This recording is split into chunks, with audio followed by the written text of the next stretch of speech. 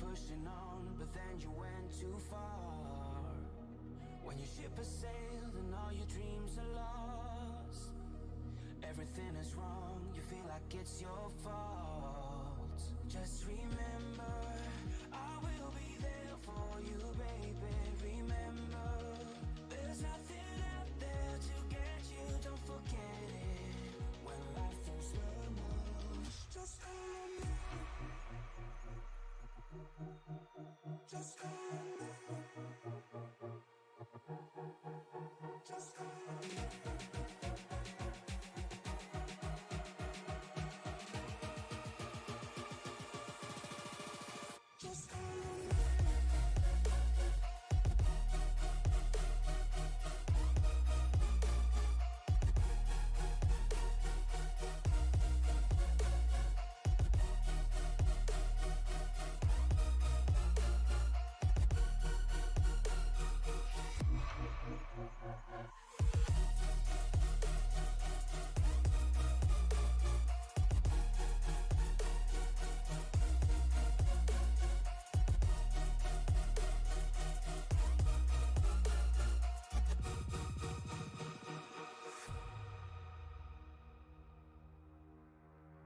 You're stronger now than you ever been. You gotta leave now, it's time to catch the wind. You will climb up high and look through the clouds, and when you're feeling low, I know you'll bounce back. Oh, and just remember, I will be there for you, baby. Remember, there's nothing out there to get you, don't forget it. When life throws lemons, just call on me. Just call on me. Just call on me. Just call on me.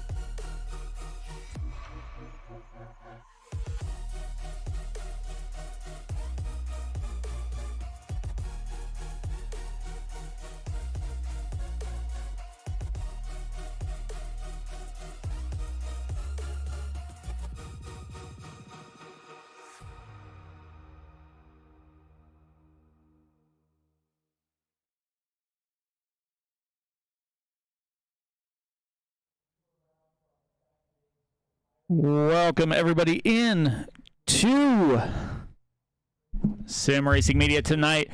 We welcome back the Moonshiners Racing Cup Series as they tackle the clash at Daytona. I'm Mike Damoni up in the booth. Joined with me this time is Daniel Paulus. Daniel, how is it going, man? I'm doing pretty good. What about you, Mike? Oh, doing good. Can't wait to get this started here. We're set in for two 20-lap heats. Top four go in the first one, top three in the second, and then we'll switch on over and get the clash started for 75 laps to wrap it up here. They're already starting qualifying, so let's see what we can see who's out on the pole right now. Looks like Jeff Taylor is up there. See who else is on track. Looks like Steven Gibson is making his second run right now. And during this qualifying run, we're going to see these drivers, Mike, hug that double yellow line. They're going to want to try to make the track as short as possible to get the fastest time here. And you don't want to get too close to the apron, because if so, it could literally spin your car around. Yeah, it's typical super speedway qualifying. You get up to the wall, get as much speed built up into that next gen car, and then you hug that white line and go for broke. Looks like everybody's pretty much qualified. Might have a couple others electing to just start from the back right now. But like I said, we do welcome these guys back. So we'll do these two 20-lap heats, and then they'll jump over to the clash at Daytona for the 75 laps. Then next week, they're back here at Daytona for the duel. And they'll open up their season with the Daytona 300 on February 21st. That is going to be the biggest race here in the Moonshiners Cup Series. Everybody wants to win that race, and you always want to win at Daytona no matter what race it is, because, you know, Daytona is where it all basically began, and it's literally the Super Bowl of basically NASCAR. So everybody's going to want to win here no matter what. But what I'm looking here tonight, Mike, is you're going to see these drivers using this next gen car in the draft. You're going to see drivers pull out, maybe go to the back, maybe not risk in getting in the big one if that does happen, and potentially win this heat race going into the clash. Yeah, you're definitely going to want to pay attention to that as these guys are getting set to go.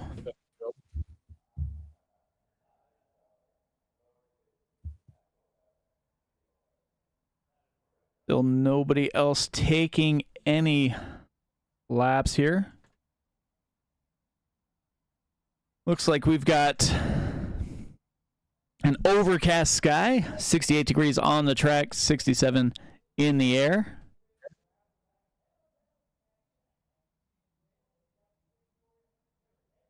Those shouldn't be too bad. And like I was saying, we've got two 20-lap heats. Top four go in the first one. And if you are not going to win or be in the top four in the first one, you probably want to save your car, because any damage you have from the first heat carries right over to the second one. So 7 total go between the two heats, and then we'll get set for, I'm going to say, about 30 drivers is what they're expecting in the clash. We got about a couple minutes left here in this qualifying session before they wrap it up and get these heats going.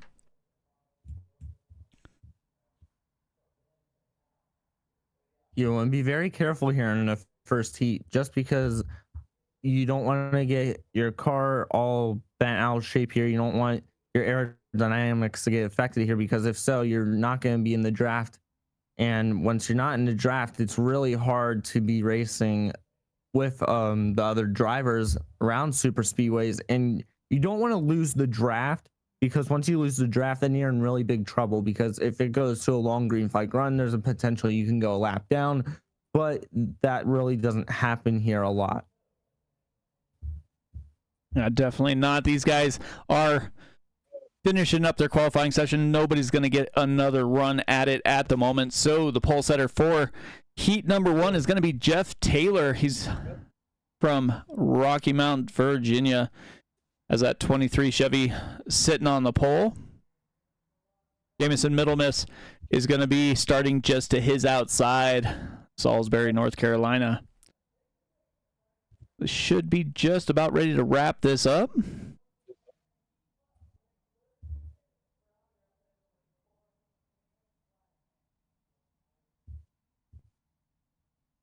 So it is going to be a little bit of a strategy play here. We'll see who, what other drivers in this heat race elect to jump in. Right now we're sitting at 18 who have qualified, and only 7 go between the two heats. So definitely be on the lookout for that. With that being said, looks like they're getting ready to jump in their rides.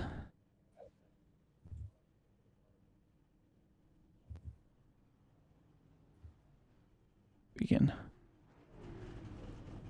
get them set up here. So we've got Jeff Taylor on the pole, Jamison Middlemiss just to his outside. Row 2, Jeff Chandler and Nigel Christensen. Then we go back to Blaine Woodruff, Nicholas Atwood in row 3. Row 4, Ed Boyles Jr. and Matt Mackin.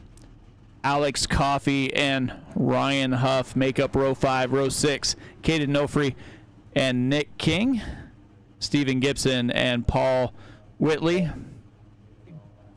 Derek Pemperman and Blaine Wilson make up row 8. Dean Motley and Chris James makes up row 9. Then it looks like we have Matt Metler joining in here after not putting down a qualifying run. So I believe those are all the drivers that are going to take part. We do have some drivers that have not jumped in their car at the moment, so we'll see what happens with that. But right now we've got the High Rock 23 Chevy on the pole. What are we looking for, Daniel? Well, what we're looking for here is you want to see drivers who is around you. Basically, you don't want to be around drivers that are very reckless. You want to work with drivers that are going to be basically helping you push each other to the front. You're going to want to see drivers who are very good at super speedways that are holding their line. You don't want drivers that are, not holding their line and could potentially end your night here even before the clash even gets started. So you want to ease in here on the first opening laps. Take your time, see how your car is handling, and see who's around you.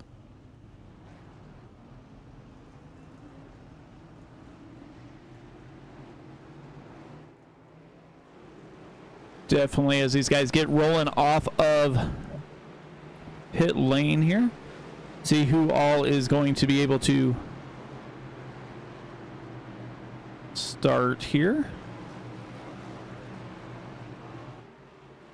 Looks like we've got 19 drivers that are on the track. So 19 drivers set to go here.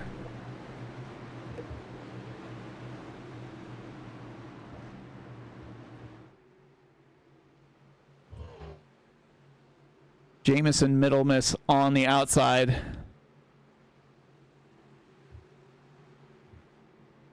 These guys are set to go. Coming down the backstretch. 19 drivers for 4 spots in this first 20-lap run.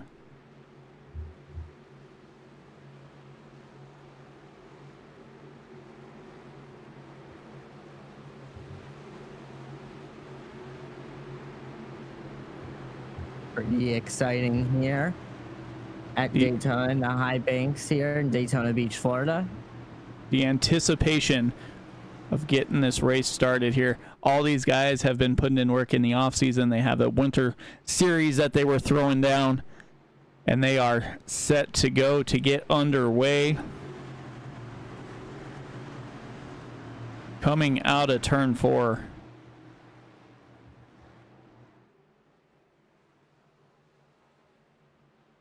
iRacing pace car is going to make that left-hand turn down pit lane. Field is under Jeff Taylor's control, hits that Geico restart zone, and we are green flag racing here in the Moonshiners Cup Series heat race number 1.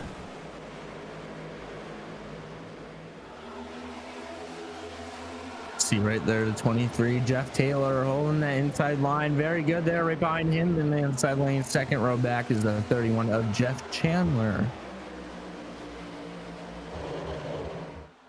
Now here they go down the backstretch. Everybody trying to find a dancing partner for this early run. Going to click off some laps here early. You want to stay around people who have that wheel held steady. As right now we've got the 23, 31, and 71 working that bottom row. Looks like that outside lane kind of checked up as Jamison Middlemiss is going backwards here. Kind of hung out to dry as everybody abandoned ship going down to that inside line. He's trying to hang on and side draft down the front stretch here. That inside line very well organized here, heading in turn 1 and 2 right there. You see that outside line still formed up a little bit here mid-pack, but they're not going anywhere. They need more help. Yeah, they're trying to find anything to get going here as they're working down the backstretch. One thing you will see is some guys will be able to make that high line work once we get a few laps in, but right now that inside line is dominant, and if you're in the top 4, you're just kind of hanging out here. You don't want to make any mistakes, just kind of roll around. As you see the 17 of Nigel Christensen get to the outside, he's going to try and bring that outside line back to the front. Has a little help there with Matt Macklin. And they are sideways back behind him. Looks like the 93 of Ryan Huff goes around.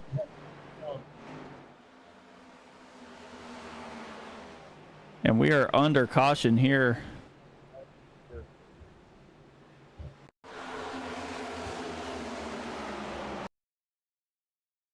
'93 slides down. Looks like everything's okay for now.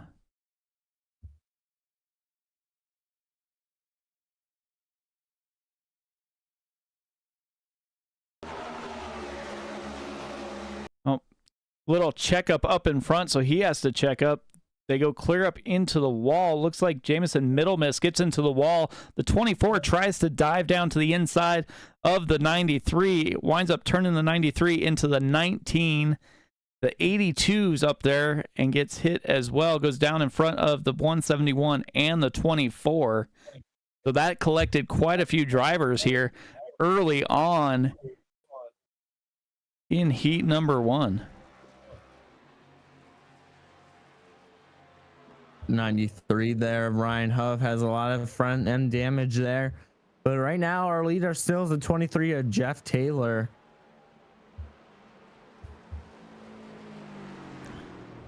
Yeah, Jeff Taylor just wants to stay out front, just keep rolling, knocking these laps off here.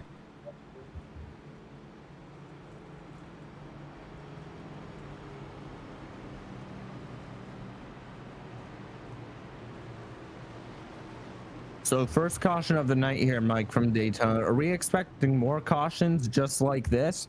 Or do you think we're going to have a long green flag run here possibly? I would say that we're probably going to see more of a long green flag run. These guys have 2 chances to make the top 4 and then the top 3. So you don't want to take any chances. You don't want to tear up your stuff. You want to kind of ride it out, you know, at least to the end. I mean, it's a relatively small pack here, especially now after Nick King, you know, Derek Pemberton, Dean Motley, Ryan Huff all came down pit lane. So they're all going to be towards the back of the pack. I mean, even if they were in, you only have 19 cars. So just kind of roll around, mind your business here, and then make a run when you get to that 18, 19 lap mark, because you're only racing to 20.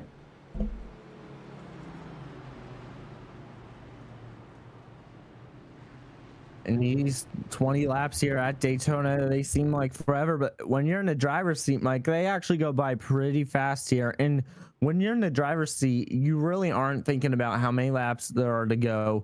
You're always pretty much focused on the car in front of you and behind you, so you're not involved in a wreck. And you're always going to want to listen to your spotter no matter what happens, just because if you don't listen to that spotter, it could end your night. Yeah, that is definitely something you're going to have to look out for. Take your time, work through the field. You know, see where you're going to wind up here.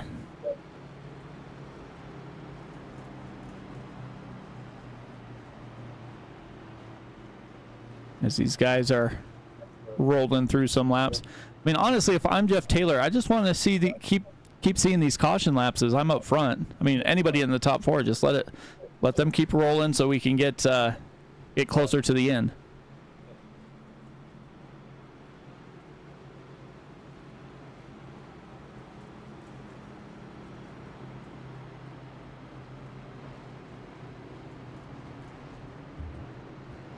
So looks like Jeff Taylor is going to select the outside.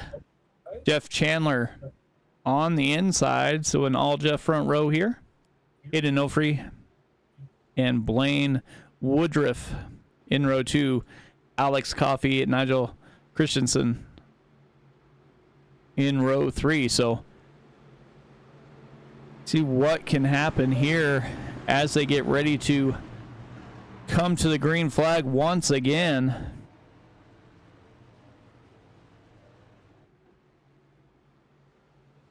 Take the green flag on lap 7 here. Coming down that long backstretch run.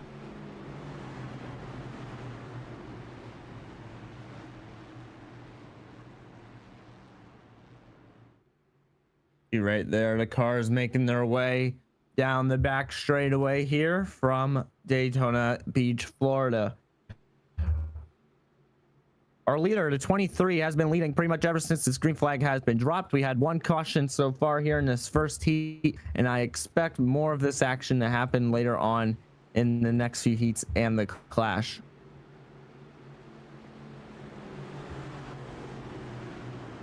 Yeah. Hopefully the clash doesn't turn into a clash. But these guys definitely are going to try and make the most of their racing here. They have 3 weeks of Daytona on their schedule. We'll see them, finish out tonight and come back next week and then start their season off right with the Daytona 300. Pace car rolling its way down pit lane. Jeff Taylor with the button on that outside lane. Geico restart zone, and he is down and away, and we're underway once again. Green flag racing here. Jeff Taylor, Caden Nofree in the high side. Jeff Chandler down on the low side.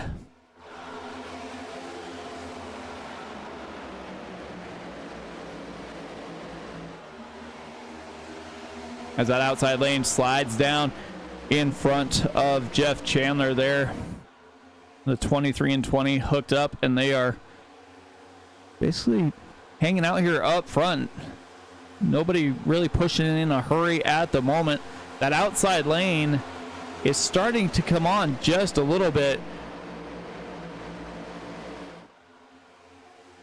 Alex Coffey and Nigel Christensen in that outside lane trying to make it work here as they come through the stretch one more time here.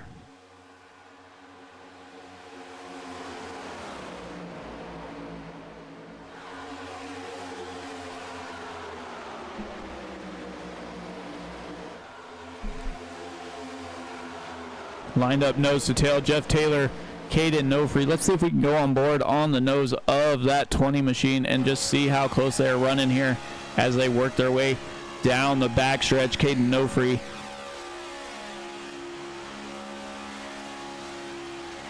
Columbia, Indiana native here.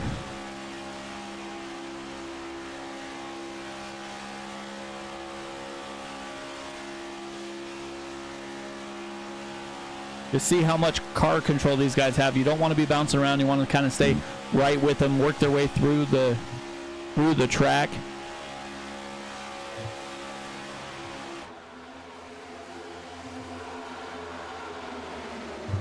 .71.38 are side by side. As Ed Boyles Jr. jumped to that outside lane, trying to make his way towards the front. Saw his time and tried to take advantage here. The 15 machine of Alex Coffey is all over the back of him.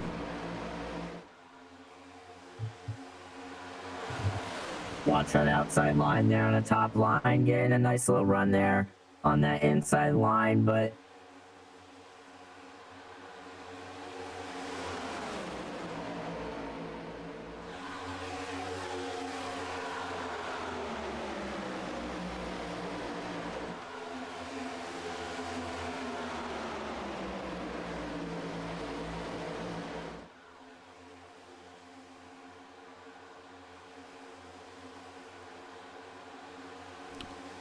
Jeff Taylor got spun right there as he went down through the infield off the wall. We're staying green as he's still going the right direction. But that was an awfully big hit there for that 23 machine here. Let's see if we can go back and maybe take a look here. See what happened to Jeff Taylor as they're still green up front.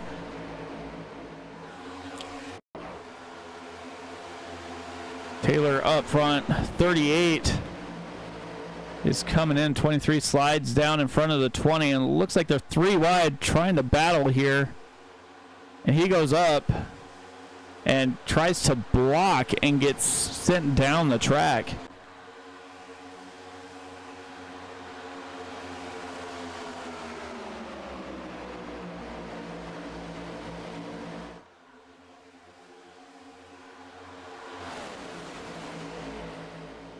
We got Jeff Chandler and Caden Nofree now leading that bottom line. Blaine Woodruff back in third.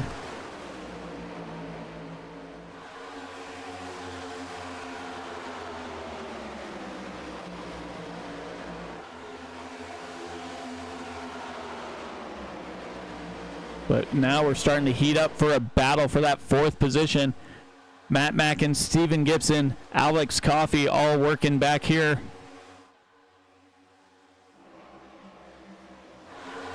Just see how close they are battling side by side. That outside line can get going. Alex Coffey might find himself in P4 as we've got 8 laps to go until the end of heat number 1 here.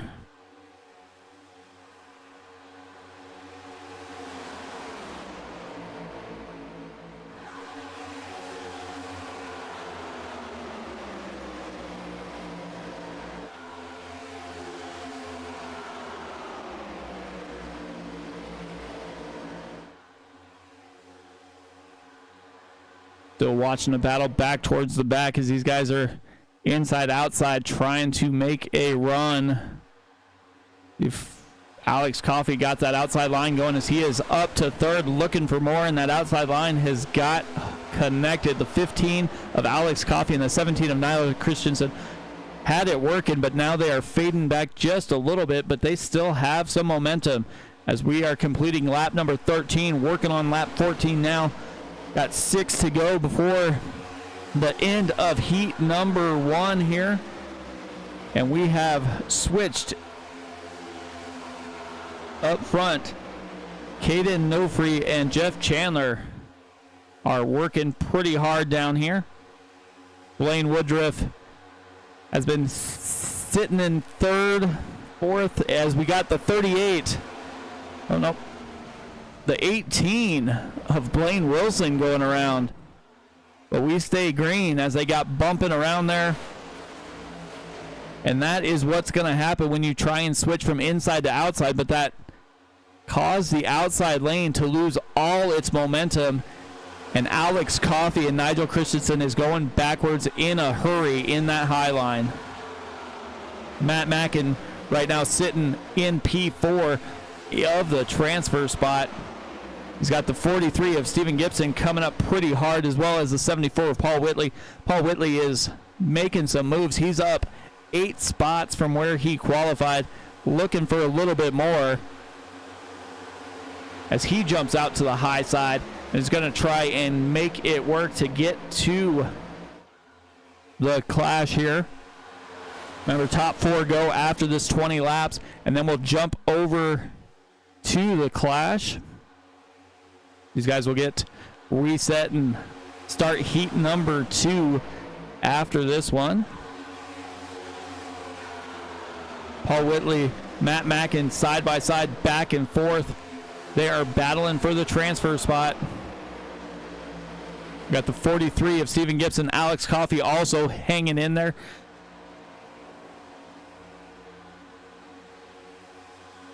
Got the 24 of Nick King trying to come back after being involved in the early incident there as well. That outside lane is slowly starting to fall back just a little bit as they can't seem to stay connected. Caden Nofree, Jeff Chandler, Blaine Woodruff, and Matt Mackin on that bottom side are trying to set sail and get this over with as they are now on lap 17. The outside lane has just lost all momentum and is going backwards in a hurry here. See if they can get hooked back up. There's only 3 cars out there. We'll see if anybody jumps out in front and tries to work their way back towards the front. Somebody's going to have to take a chance here if they want to make it to the clash out of heat number 1. Caden Nofree sitting up here riding chilly at the moment.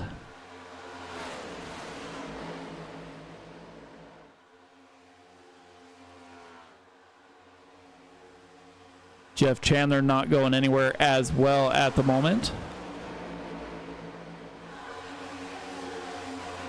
Blaine Woodruff, Matt Mackin all sitting pretty good at the moment as well. Behind them, though, Matt Mettler, Steven Gibson, side by side.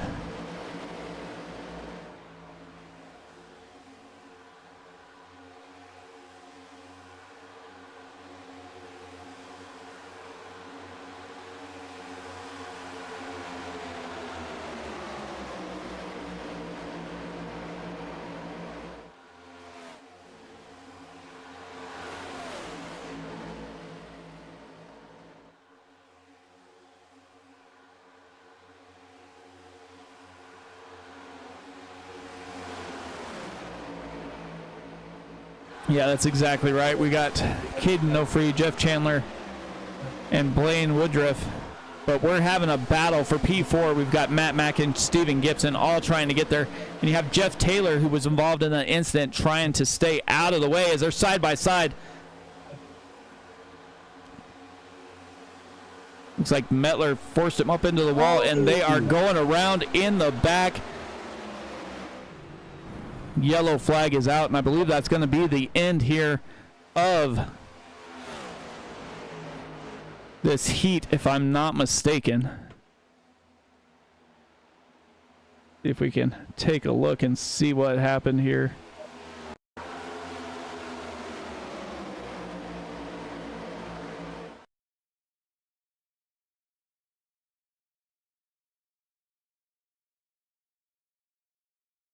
Oh, Matt Metler.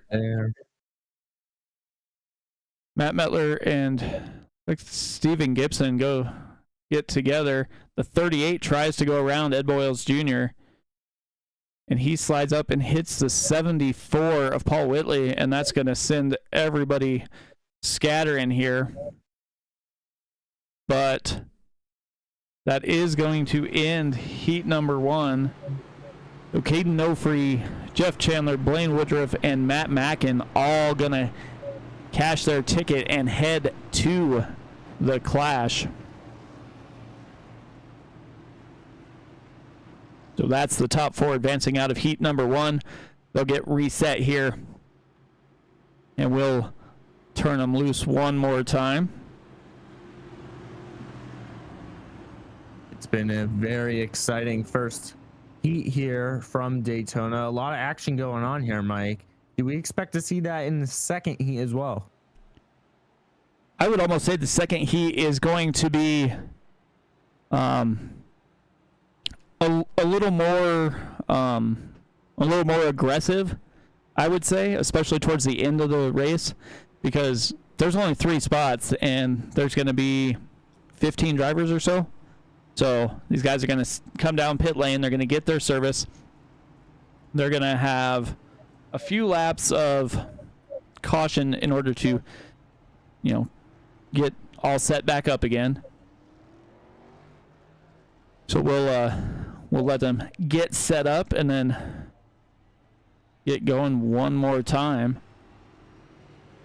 We'll see what see how these guys all get set up one more time.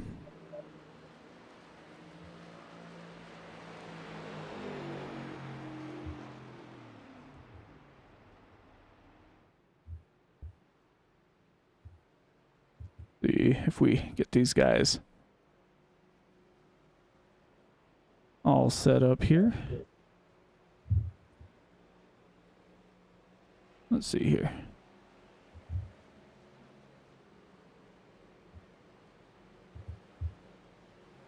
Let's see if we can talk to the heat winner. Hey, Caden, Mike up in the booth, man. How's it going? Good. How are you guys? Oh, not too bad. Hey, that was a heck of a run. You avoided the calamity there for a little bit. How does it feel to win your heat race and get moved over to the Clash? It feels good. I'm really happy. Me, Jeff, and I think it was one of the newer guys. We're just riding, and I was hoping we'd just stay together. We all 4 make it, and that's what we did. Yeah, you guys definitely had it set. So congrats on that. These guys will get set, and 3 more will join you over there in the Clash. Congrats again on getting your heat win here. Thank you. Caden. Yeah.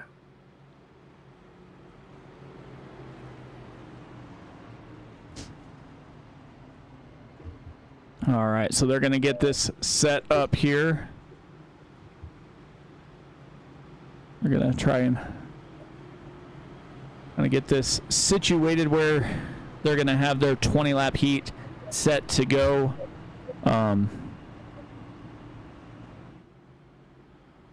When they elect to take it green, and there'll be 20 laps from there.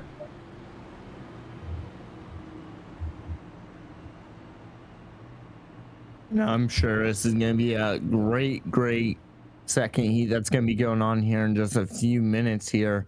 But I mean, if we're going to start seeing this in these first two heats, are we going to see that in the Clash as well? Or are we going to see a whole different type of racing going on? I think we're going to see a completely different style of racing going on.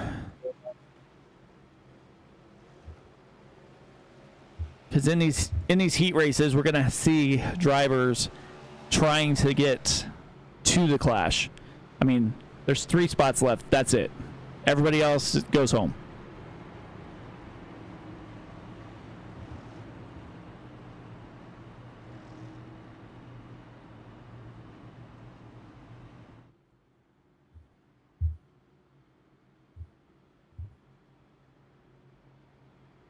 It looks like everybody who... Looks like a couple drivers elected just to call it a night and aren't going to jump back in here to try their luck at heat number 2.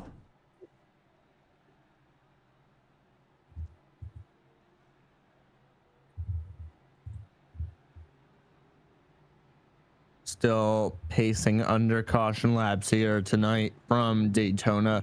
Been an exciting first heat here, and I want to thank everybody that is tuning in right now to Sim Racing Media to watch the Moonshiners Cup Series Clash here from Daytona. I know me and Mike, we're having an incredible time here watching these drivers. I'm sure you guys are as well, watching these drivers do their best here to get into the Clash here. And there's a lot more excitement that's going to be coming our way, I'm for sure. Yeah, these guys are set to get rolling and try and get everybody where they need to be to start the second heat race here.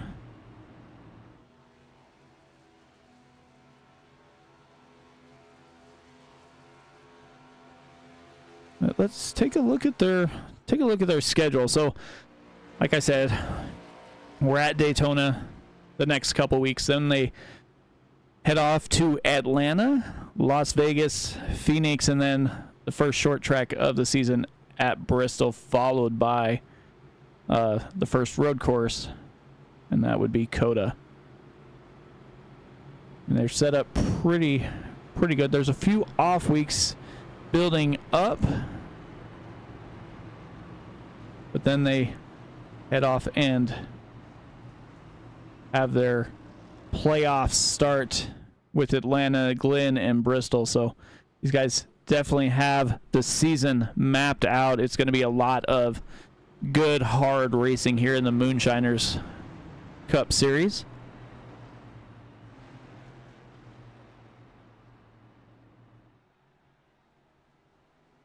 If anybody else is still rolling out here.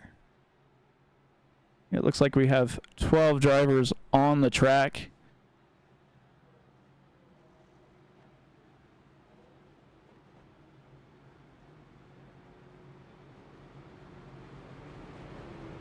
So looks like they're going to take the green flag here with 22 laps, give or take. So it'll be pretty close to a 20 lap shootout here to end the race.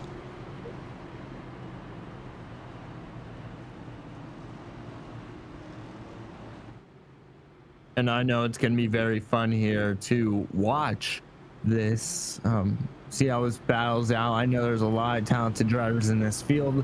Everybody wants to get into the Clash, but you know, not everybody makes it in. So that's what's going to be very interesting, seeing what drivers, what lines they're going to use. You really only have 2 or 3 lines. You got in the middle, you got the top, and you got the inside line.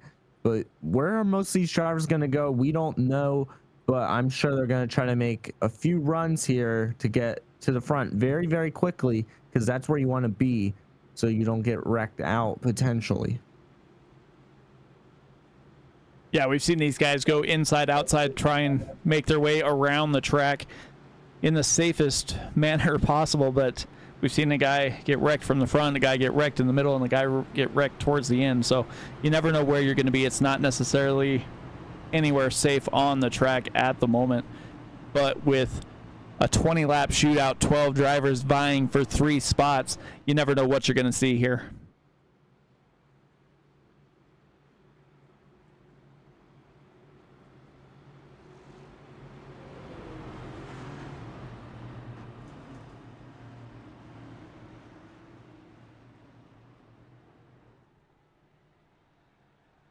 See, the pace lights are back on the pace vehicle right now.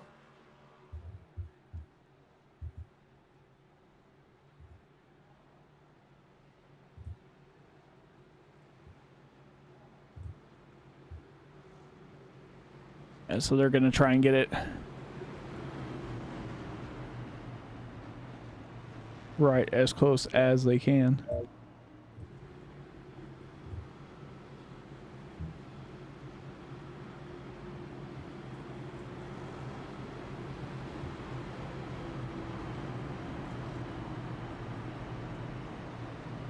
The lights are out on the pace car, and I believe we're gonna go ahead and take it here.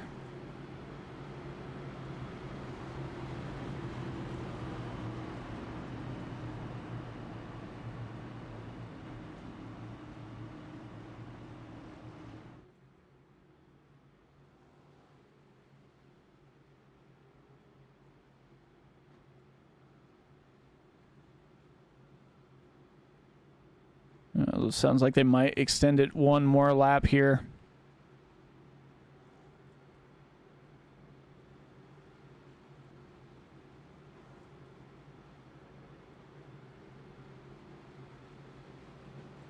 I do expect a lot of these drivers to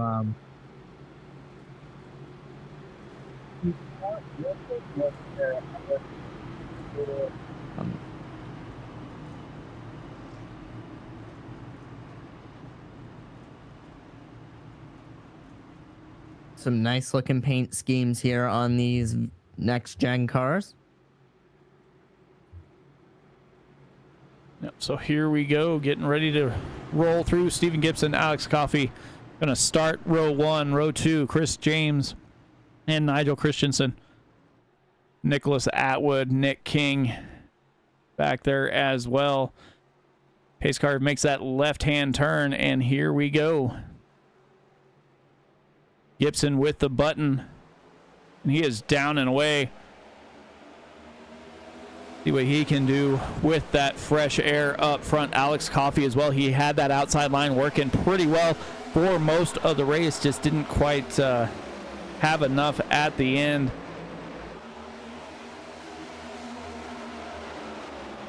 Stephen Gibson needs some help up here before he gets ran over, and that's exactly what's going to happen. As that outside lane flies on by, and Alex Coffey slides down in front of basically everybody. Watch that outside line. That 15 is gonna have to watch the 19 here on the outside, because that 19 could get a run at any point here off the corner exit. But it doesn't look like such a huge big run. But you see how loose these cars are, Mike, when they do get tapped from behind from other drivers. Yeah, you can see him kind of bounce around. Alex Coffey leading the race. Nigel Christensen right behind him. Stephen Gibson was able to slide in front of the 12 of Chris James. Chris James goes to the high side, hooks up with the 19 of Nicholas Atwood. The 24 of Nick King stays down on the bottom side, has about a car length gap. He's going to want to close that before somebody else decides to jump on down.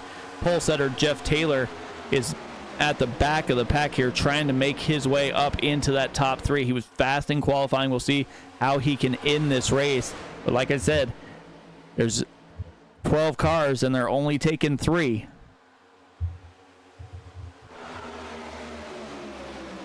$15 leading this pack here, going into turn number 1 here, side by side. But look at that outside line, Mike. They have a huge run here. Yeah, they definitely have that huge run. You got the 19 of Nicholas Atwood just all over the back bumper of the Menards 12 Ford as he has pushed Chris James to the front. Matt Metler staying with him down on the inside. Looks like Nigel Christensen's going to slide up to the high side. get in front of Alex Coffey. Alex Coffey was down on the bottom side, wound up working his way back to the outside lane, and just has not made it very far at the moment. Jeff Taylor is going backwards as that outside line gets a little bit of a run. And they are a packed house here with 12 drivers. Throw a blanket over all of them. Throw a blanket all over them. Look who's leading this race right now. It's the 12 machine. And remember, he was on the outside line, but he got that run, cleared the pack now in the inside line. But you see these drivers making aggressive moves here, Mike. Are you worried that there could be a potential another wreck here? Well, there's always a potential for that here at Daytona as we jump on board with Nigel Christensen as he's working the back bumper of the 43 Toyota of Stephen Gibson. These guys are trying to get that outside line to work. You have to get close enough to almost bump draft them. But if there's any sort of checkup, that is where calamity will happen, as we've seen in the previous heat.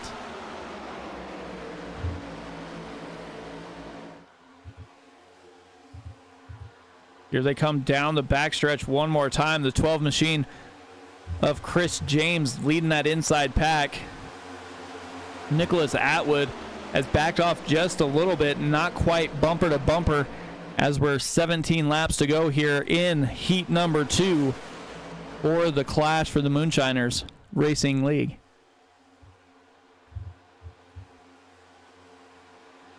Laps winding down here quickly from Daytona. You see that inside line in a snake formation here. Only 4 cars on the outside right now. They're going to need a lot more help if they want to get up to the front here. Yeah, you can see Gibson try and work his way down and get a little bit of that side draft to help pull his 43 Toyota towards the front, and it's just not quite enough. He's a little leery to get too close as you see those guys kind of snake around, bounce inside and outside. And that is what caused a couple of the cautions in the last heat race too, is that steering is not quite as steady as you'd like it to be when you go up and try and side draft somebody. But Stephen Gibson sitting on the outside looking in right now, trying to pass Matt Metler for P3 and get into that transfer spot.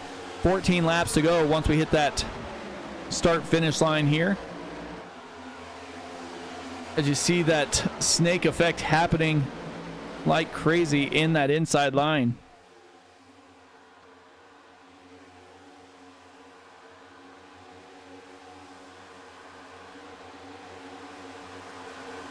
Outside line has pushed their way to the front. Stephen Gibson had the 17 pushing him and almost lost a little bit of control, slid down the track. The 17 wasn't expecting him to do that, and that set back all their momentum as now Chris James and Nicholas Atwood take advantage and are out to a couple tenths of a second lead over that outside lane here as they're bouncing around once again, coming out of the front stretch here. Some great racing going on, some great pack racing going on as well, as you see most of these drivers all fighting here to get into the clash here, and they want to win at Daytona no matter what.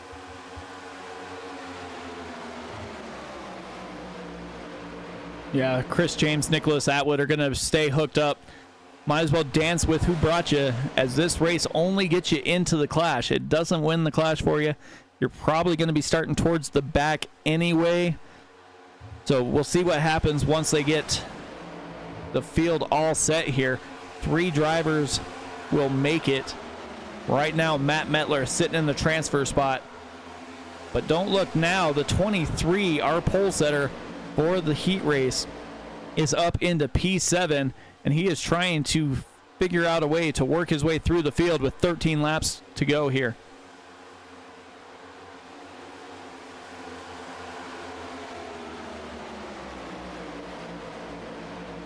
Inside lane starting to get a little spread out, and that has caused Jeff Taylor to fade back towards the back of the field now. That outside line is not going anywhere in a hurry, as Stephen Gibson is now sitting P5. But he needs to get that outside line to get moving, as the 16 of Jamison Middlemiss is working to get past him and get into P5.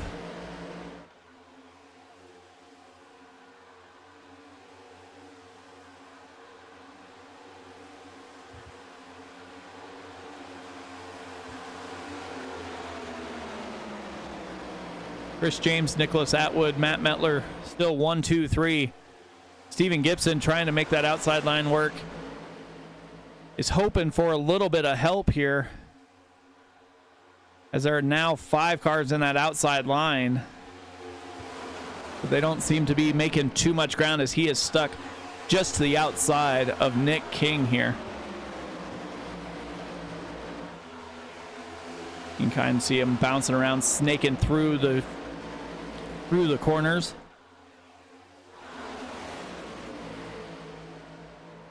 Ooh, the 17 of Nigel Christensen lost momentum, went into the wall, is now trying to get back in line, and that is a huge shakeup here, as Jeff Taylor is now sitting P4 on the inside line. Nick King pulled to the outside, trying to make his way towards the front, with Jamison Middlemiss just behind him. Yeah, you see right there. Yeah. Yeah. You're right there. Yeah. Yeah.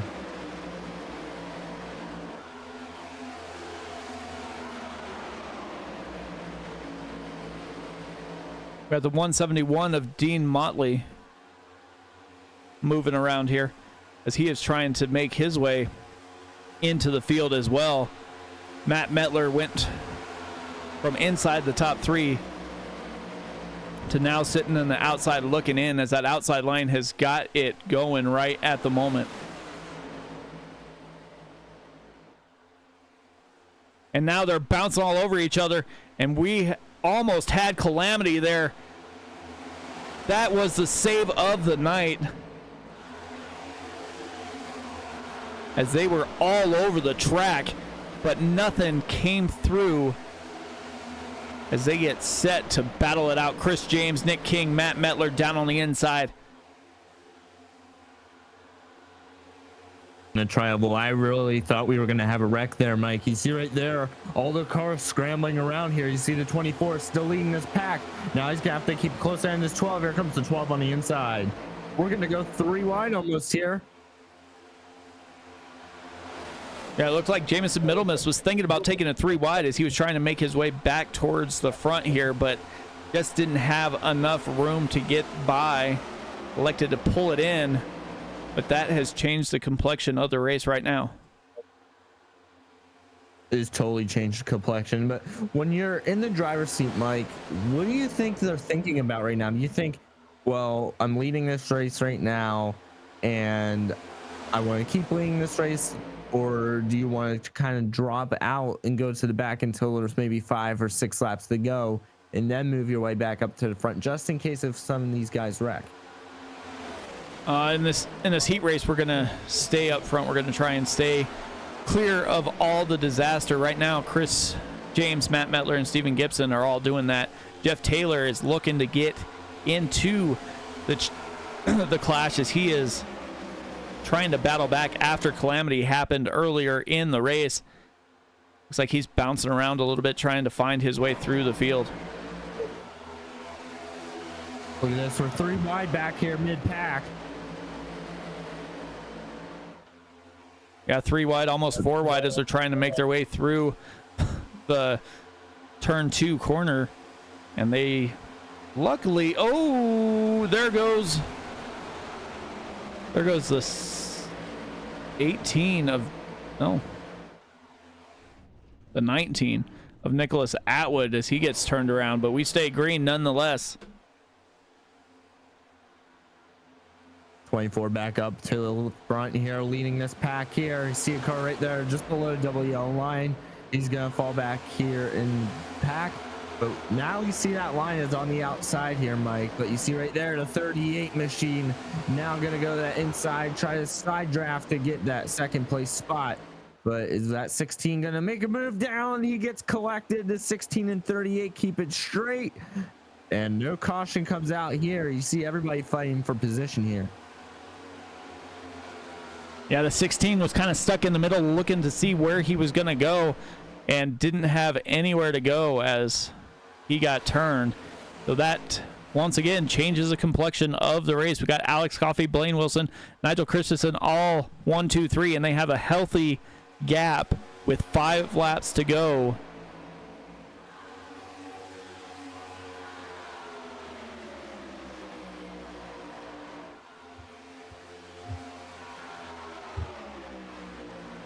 Even Gibson gets pushed to the outside by the 24 as he is trying to make some way on that high line, but nothing going as the 24 didn't go up there with him.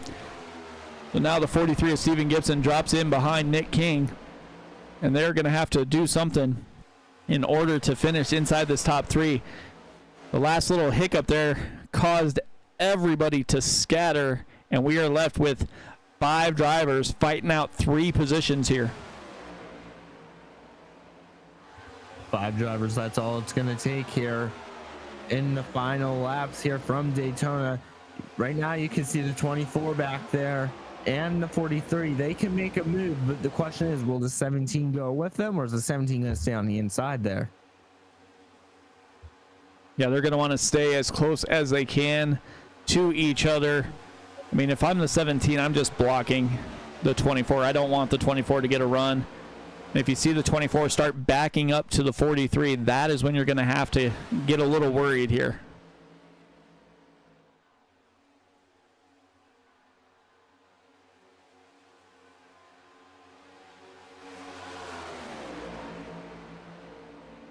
Five cars for 3 positions. Got the 15, 18, and 17 Toyotas, 1, 2, 3 right now. 24 Chevy is sitting P4. We'll see if he's going to be able to make a move to get inside this top 3 here. Keep a close eye on that 3rd place car. Watch that 17. Is he going to make a move anytime soon here? You see right there, the 18 pushing at 15 out front still, but it looks like all these drivers are going to stay single file here until this final lap. Yeah, they don't need to step out. They don't need to go anywhere. They can just sit right where they're at, try and make their way to that final lap. 2 laps to go. Who is going to bring home the top 3 and qualify for the for the clash?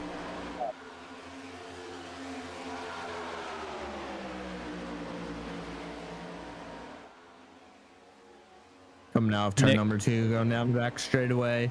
All these drivers here fighting to get inside the top 3. Right now, we are riding on board with the 24 machine. Right in front of him is the 17 Toyota Camry, currently sitting P3. Yeah, Nick King from Fort Bragg, North Carolina is going to try and make a move with 1 lap to go as the 43 gets going by, so has to watch the outside.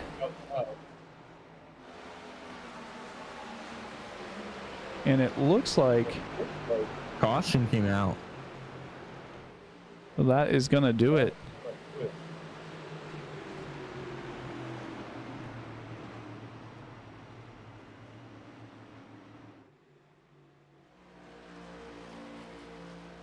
So that will do it here. It looks like Alex Coffey, Blaine Wilson, and Nigel Christensen all get to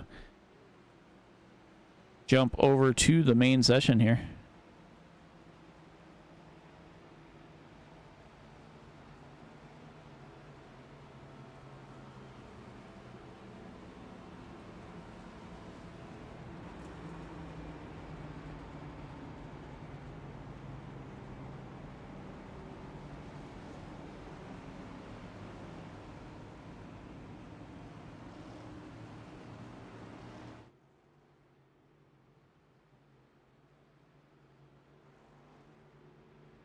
Alex Coffey taking home the win of heat number 2. Go with that. And let these guys wrap this up real quick, and we're gonna jump on over to the clash here. So we'll be right back.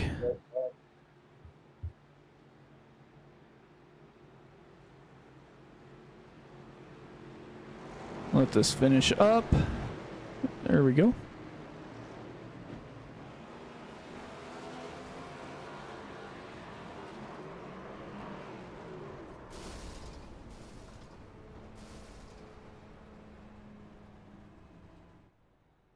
We'll be back after this.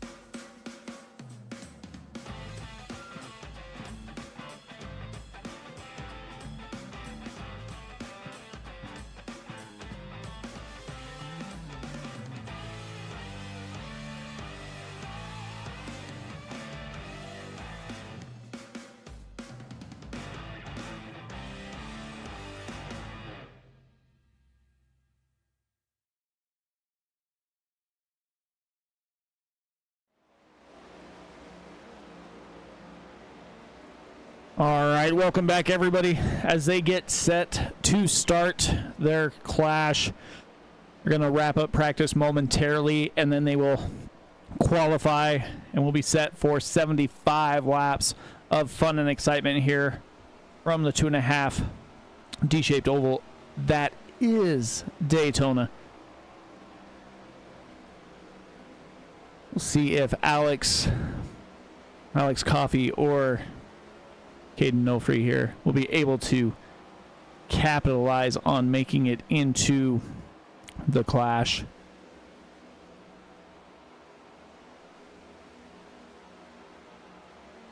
Track temperature went up just a little bit, as did the air temperature. Balmy 75 degrees.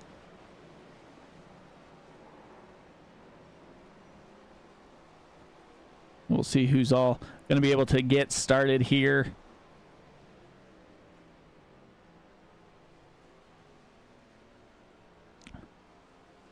Winning the clash is probably going to set these guys up to feel pretty good when they get to the next couple races.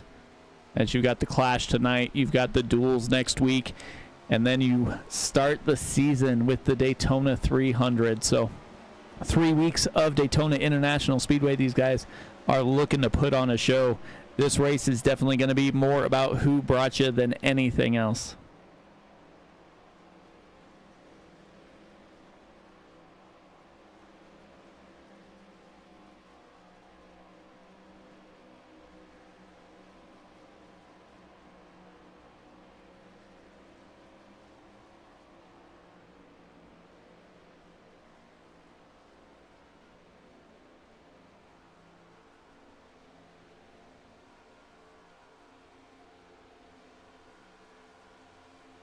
Yeah, we'll get these guys set up here to rolling.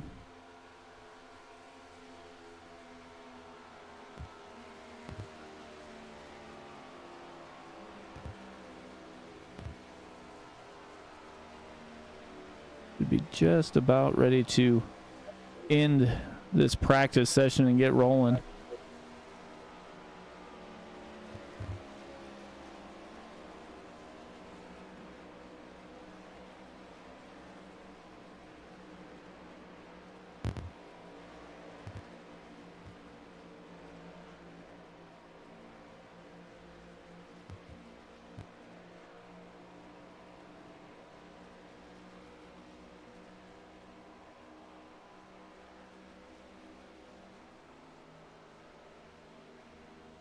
Just wrapping up their practice session.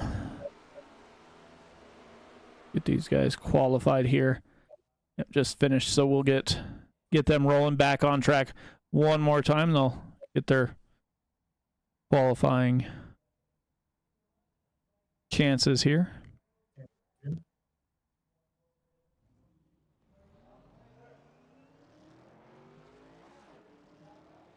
'83 Chevy of Tim Wortman Jr. as he is out on track. Going to see several drivers who didn't compete in the heat races look to show why they didn't have to. Looks like Wortman Jr. is going to be the first one out on track, first one to get that qualifying time.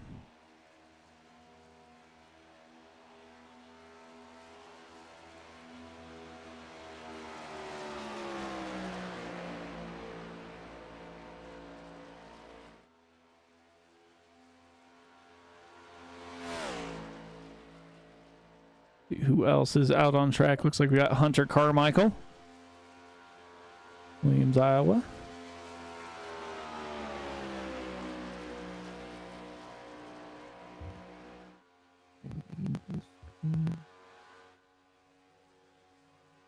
Kyle Holden from Chicago.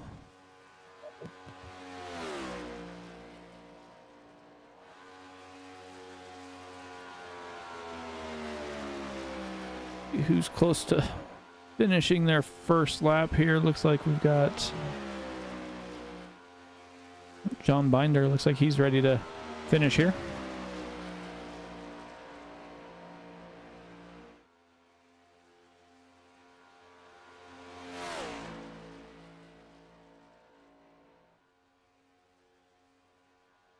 Coming to the start finish line.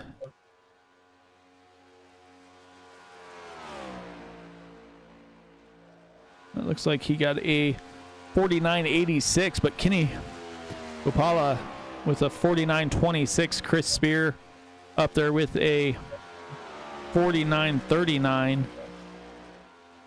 Kendall LeBron here jumps up to P2 in that 28 Toyota with a 49.27. And that's their initial laps. We're going to see if they can go any faster second time by here.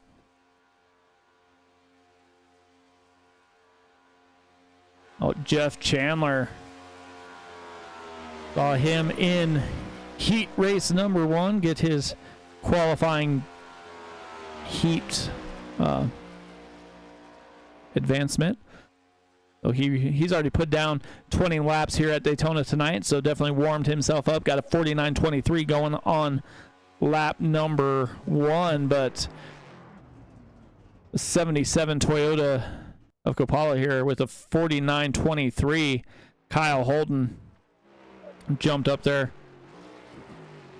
with a 49.25.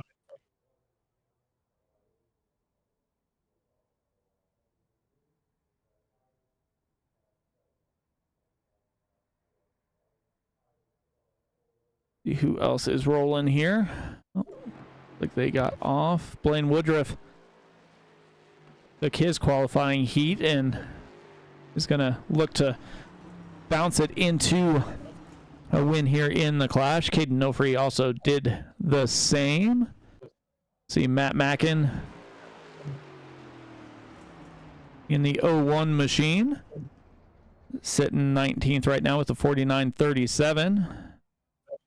A couple guys left to go.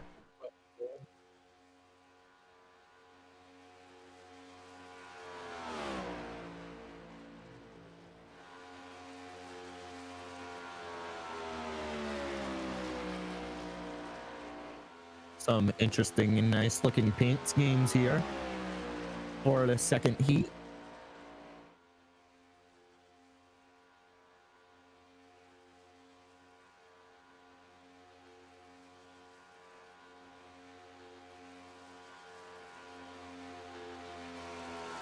Brandon goes to top of the board right now with a 49.20. Only a couple drivers left to go. We got Justin Belmonte and Derek Jacobs out on track, completing their first lap. Paul Gallimore also trying to finish his laps here.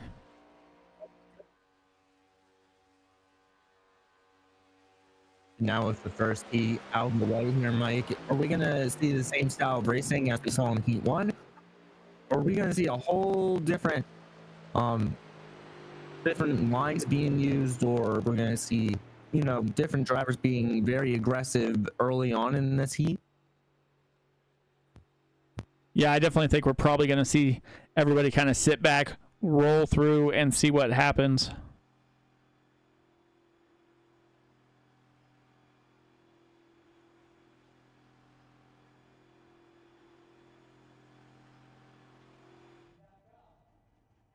Well, now Brandon is sitting on the provisional pole in that one Toyota.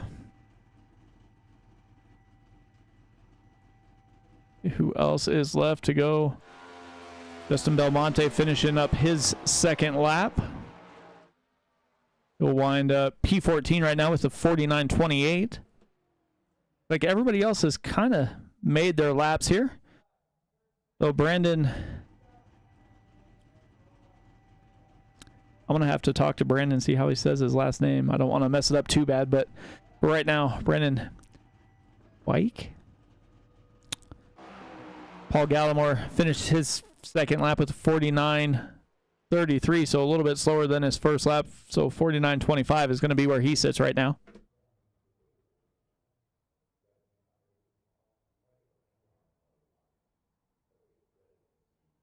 And there is all but one left to go. Shane Davis on the outside right now.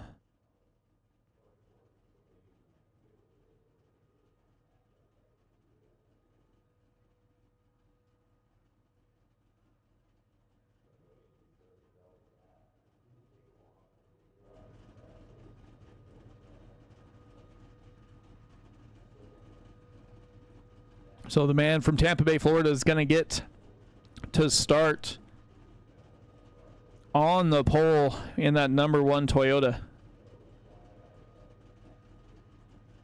Mikey. Thanks, Brandon.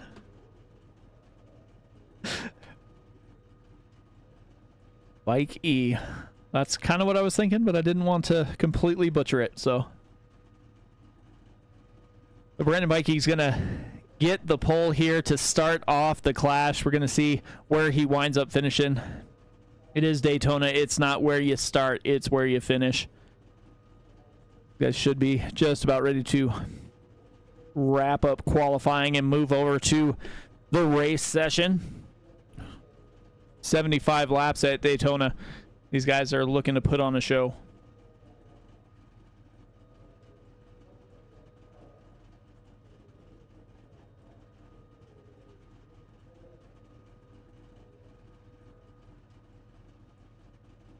Last season's winner is Kenny Capalla. He's going to start outside row number 1. Chris Davis finished second in the points.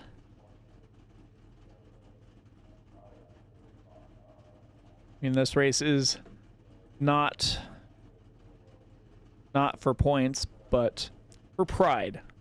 We'll see where everybody winds up finishing here as they get ready to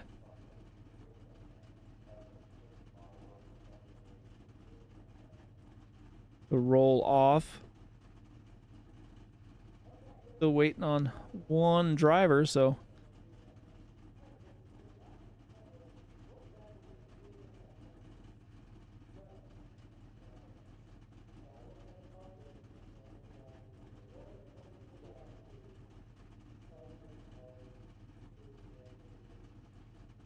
Brandon's gonna put that beast mode performance team number 3, because there's tons of guys with beast mode performance running this series, so gonna start off a good way for the team as well.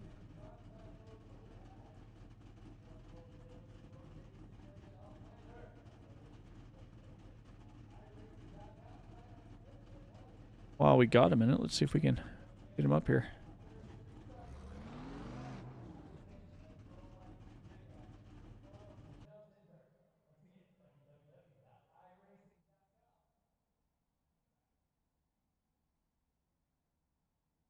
Hey, Brandon, Mike up in the booth. How's it going, man? Hey, doing well. How are you? Not too bad.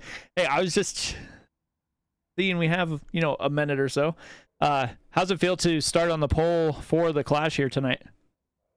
Yeah, it's great, man. I mean, we're just out here having a good time. This is an amazing league. Love what Barry Sanders has done with it. We're excited to get a new season going, and this is just a fun little preview of what's to happen later on. Yeah, you guys have 3 little previews here of Daytona, or 2 little previews of Daytona, and then you guys start your season off here, so you'll have plenty of practice. As they're starting to grid, I'll go ahead and let you go, but congrats on getting the pole, and maybe we'll talk to you later tonight. Yeah, thanks a lot, guys. Appreciate the broadcast. Want to shout out to Beast Mode Performance, everybody watching the race, my dad. Just appreciate all the support, and my wife, Lindsay, and thank you. Hopefully we'll give you a good show. Definitely, man. So that is Brandon Bikey making his way to the pole. See if we can jump on down to the track here. Get the grid brought up. We got Bikey and Coppola 1, 2. Paul Gallimore starting inside of row 2 with Jeff Chandler to his outside. Derek Jacobs and Kyle Holden make up row 3. Row 4 is Aaron Matthews and Chad Sullivan. Kendall Levron and Tim Ortman Jr. make up row 5. Row 6 is John Binder and Chris Davis. Randy Mullins and Justin Belmonte make up row 7. Row 8 is Darren Mills and Steven Gibson. Alex Coffey and Caden Nofri make up row 9. Row 10, Warren Young and Blaine Woodruff. We got Hunter Carmichael and Nigel Christensen in 11th. Row 12 is Chris Spear and Matt Mackin. Blaine Wilson and Barry Sanders are going to make up the 26 drivers. And it looks like Shane Davis is in here as well. So didn't throw down a qualifying time, but he is going to start at the back, and we're going to see where he finishes at the end of the race as we get these guys ready to rock and roll here in the Moonshiners Cup Series Clash at Daytona.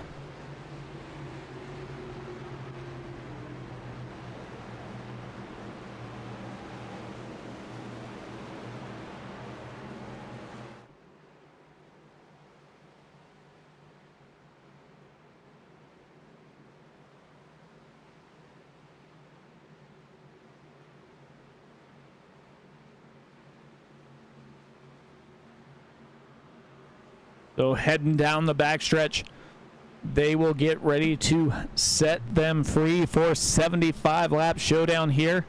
All for pride. So checkers or wreckers is out in force tonight.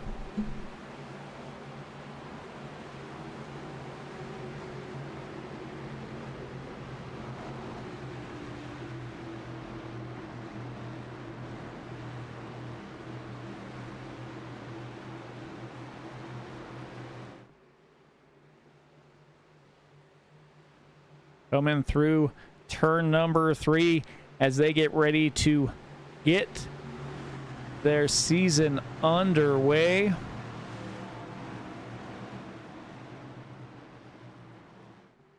Mikey and Kapala, Paul Gallimore out there as well. Pace car is in. Bikey with the button, headed through the Geico restart zone, and we are underway for the Clash at Daytona. 75 laps. Here we go. Side by side they go out into turn number 1. Kapala the outside, Bikey the inside. Chandler working the back of Kapala pretty hard here. Gallimore sticking with Bikey there. Kyle Holden gets a little free on that outside row. That outside line is starting to pull free. We'll see if they're going to stay outside or jump down to the inside. Jeff Chandler already pulls down to the inside as the 11 of Paul Gallimore was looking to almost take it 3 wide as he had a run there of the 1 and elected to check back just a little bit too early to force it 3 wide as they are bumping and banging through the field here, as it looks like the 5 machine pulls down a little ways. Oh, that's the 3 machine of Hunter Carmichael pulling down with the 27 of Derek Jacobs as well, trying to work their way down through the field.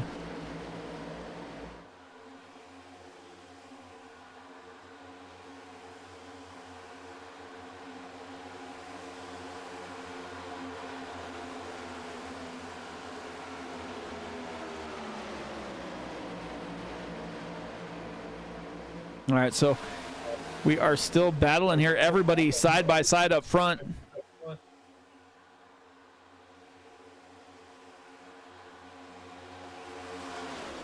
Kapala, Kyle Holden, Tim Wortman Jr. in that outside lane, working their way towards the front.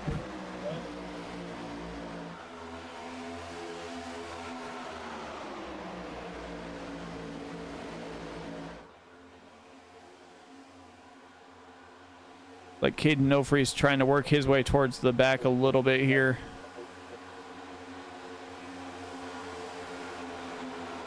Everybody's trying to find their dancing partner, find out where they need to be.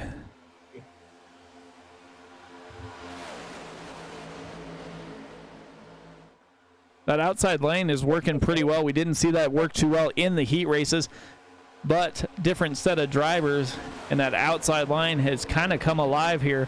As you got Kapala, Holden, and Wortman Jr. out there in the high line with Chris Davis kind of back there just a little ways. Chad Sullivan leading the inside line with Jeff Chandler behind him. 5 machine of Aaron Matthews also working the inside lane.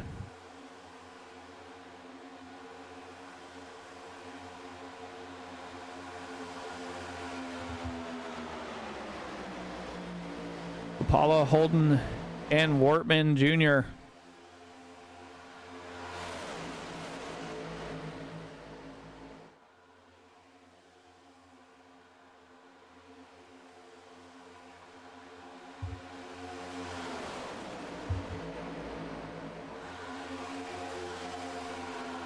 They are just working that high line, just rolling through the corners, keeping their wheel nice and steady.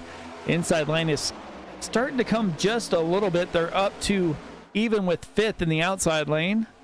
Justin Belmonte is sitting there right now. Everybody in the outside line seems to be holding their wheel a lot steadier than the inside line, as they are kind of bouncing around down there, as they're losing a little bit of ground now, as they are now back to seventh, even with pole setter Brandon Bikey, as he is in eighth right now.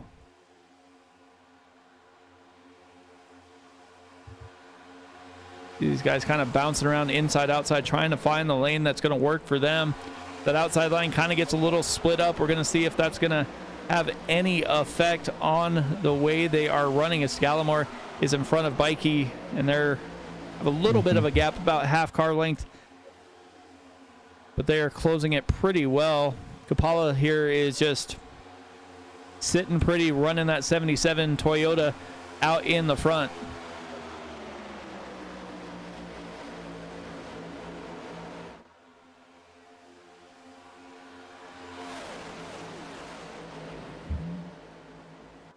Trying to find somewhere to go.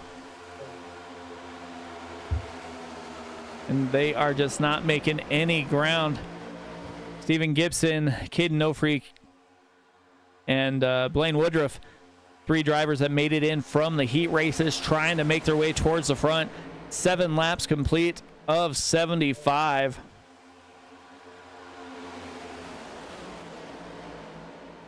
We still got a long way to go here in this clash from Daytona, but expect these drivers to start ramping up after each lap is clicking, because they know if we do go into a long green flag run situation, it's going to go pretty fast here, Mike. But these drivers are playing it very smart early on.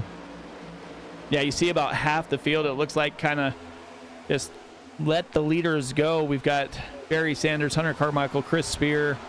You got Warren Young, Matt Mackin, Derek Jacobs, all kind of just hanging back towards the back, not really making any moves. They're about a couple seconds off of the drivers in the main pack up front here, but they're not really losing touch. They're not going anywhere.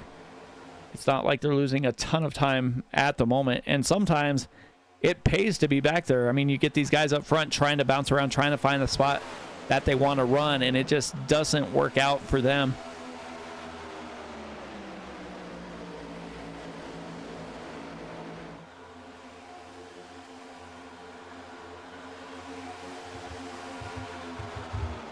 See these guys work through the start finish line, headed into turn number 1. That outside line has a little bit of a gap on the inside lane, but that inside lane is battling back with all it can muster here, as Chad Sullivan and Jeff Chandler are up to even with P3 right now. Tim Wortman Jr. in that outside lane has been sitting pretty much by himself, didn't have anybody next to him for a while, but 21 machine was getting close, and now they're starting to lose ground just a bit as they bobbled on the bottom line. Gonna want to watch these drivers. You're gonna see the aggressive pushers up towards the front more, Mike, and you're gonna see drivers possibly that are in the front go to the back just so they can avoid the wreck here at Daytona. And when you get that damage to your car, it's gonna be very, very hard to repair, because you really can't repair at all.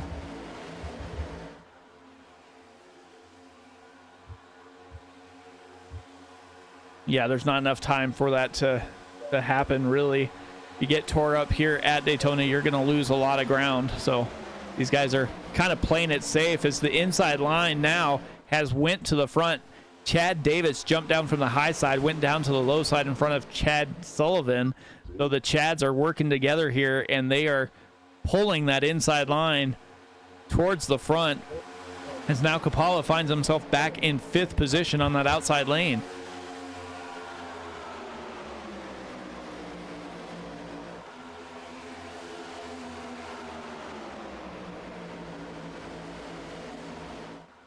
So here they go down the backstretch. side by side here, double foul here. You see these drivers neck and neck. They're going for the race lead here going into turn number 3, but 29's leading that pack out very comfortably right now. You see that inside line getting the advantage over that outside, but the outside line always gets a run here coming out of turn number 4. Yeah, the outside line is shaped back up, but they're kind of bouncing around. You didn't see that earlier in the run when they were out leading, but now that they have drivers to their inside, it kind of bounced around a little bit. But now we've got Kapala and Holden back out front, and they are running pretty much the same line. Jump on board here with the Built Ford Tough 59 as he gives a little bump coming down the backstretch to Kapala. Kapala back out front. What a nice onboard that we are having here. And let me tell you, Mike, it's always fun to race here under the lights, no matter what track you're at. I just feel like night racing is so much better than daytime racing. Yeah, you definitely see the way the track plays. You get the lights, and usually, let's see, we got a bunch of bouncing around towards the back here as we were on board. Like everybody kind of got it situated here. Like they just were bouncing around a little bit. That outside line had a huge run, and everybody was trying to decide where they were going to go here. But the Martin Sports Machine of the 77 Toyota Kenny Kapala is definitely outrunning here. That outside line has 4 cars separated here from the inside line. You see the inside there again, very squirrely as they entered tribal. Yeah, it seems like the entry to the tribal, they start to bounce around a lot more than they should, and that is what has caused a few of their, I don't know, accidents earlier in the heats. But these guys are trying to hold that wheel as steady as they can, as the 29 of Chad Davis is now back behind the 11 of Paul Gallimore. Gallimore trying to lead them back to the front.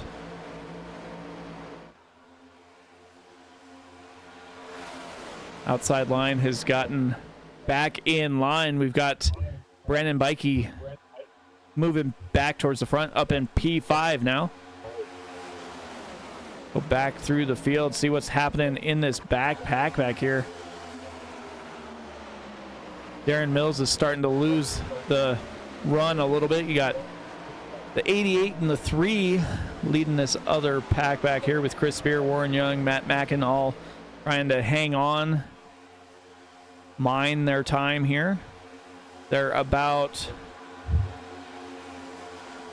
oh, let's see, let's go to Barry. They're about 3 seconds back of Darren Mills, and Darren Mills is holding on for all he can to this lead pack as these guys are bouncing around inside outside trying to find where they need to be. And that is where we're gonna find these problems. You don't want to be pushing in the corners at Daytona or in the tribal, Mike, and that's because if you bump the wrong part of that quarter panel, it's gonna send that car around and cause a, who knows, a huge wreck. You see right there how loose that 11 got from that push there off of turn number 2, and that's exactly what I'm talking about. Yeah, you want to push. It just is a matter of time when you need to push.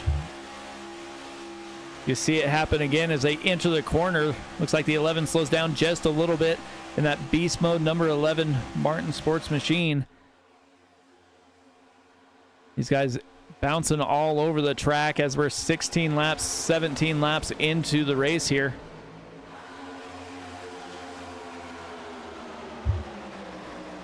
And some of these guys have already ran, 40 laps around Daytona if they made it to heat race number 2. So they got 40 laps. They're running 75. They're going to run over 100 laps here as it looks like the 29 machine is going to pull off.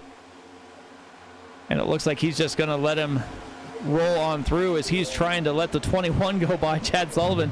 This Chad didn't know what to do as he was kind of stuck where he was at.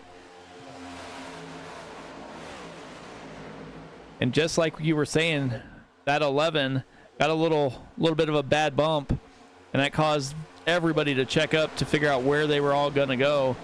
29 pulled off, slowed down, didn't wreck anybody, and we stayed green, but that let that outside line just run right on by now.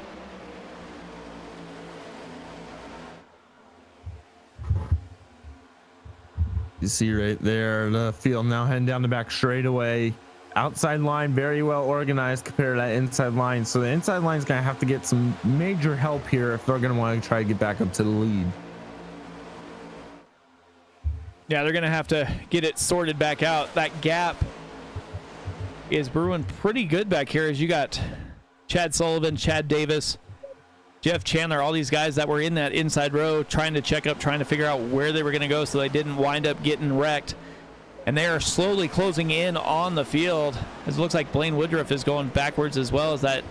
We had a couple drivers jump to the inside lane. You got Bikey and you got the 5 machine of Aaron Matthews down on the inside. Looks like Steven Gibson was trying to think about going down there, but elected to stay up behind the high line. Almost clear enough to have one line right now.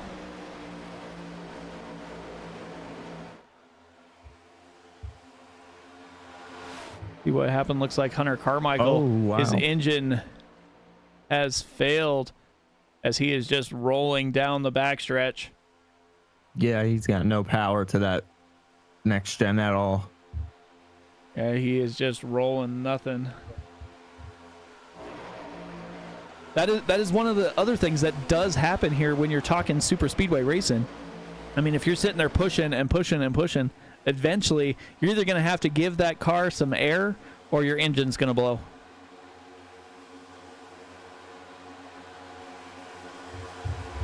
"20 laps into a 75-lap race. Kapala leading the outside lane just as he started the race.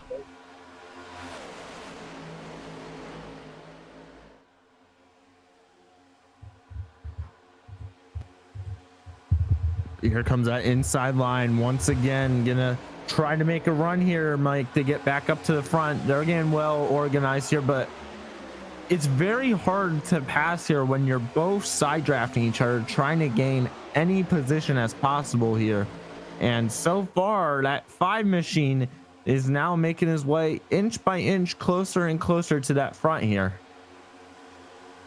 Now that outside line is doing exactly what they need to. They're staying out towards the wall. As you see Blaine Woodruff jump down to the inside. He's going to try and make a run on the leader, see if he can suck that 5 machine up to that rear bumper and give himself a push towards the front. Side by side with Tim Wortman Jr. for third. Kyle Holden still sitting in P2. But that inside line is starting to move towards the front.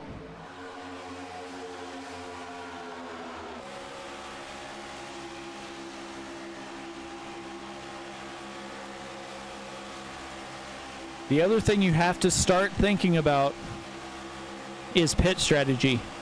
When are you coming down? Who are you coming down with? I mean, with most of these guys, there's enough teammates that when one of the teammates decides to come down, the rest of them are going to do so as well.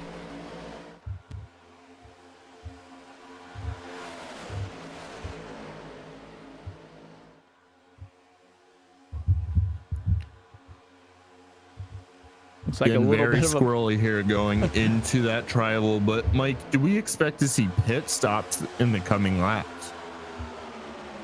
probably about halfway, I think. I believe they have 100% fuel, so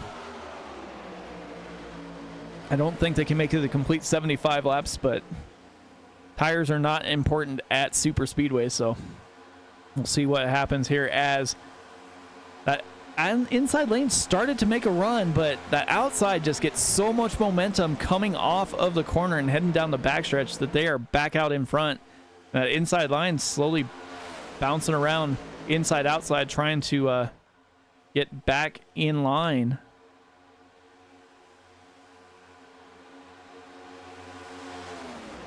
Like we see Matt Mackin headed down pit lane.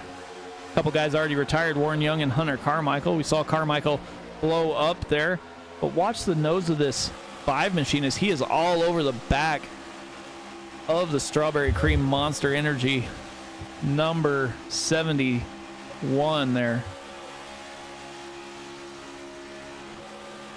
Just see how close he gets.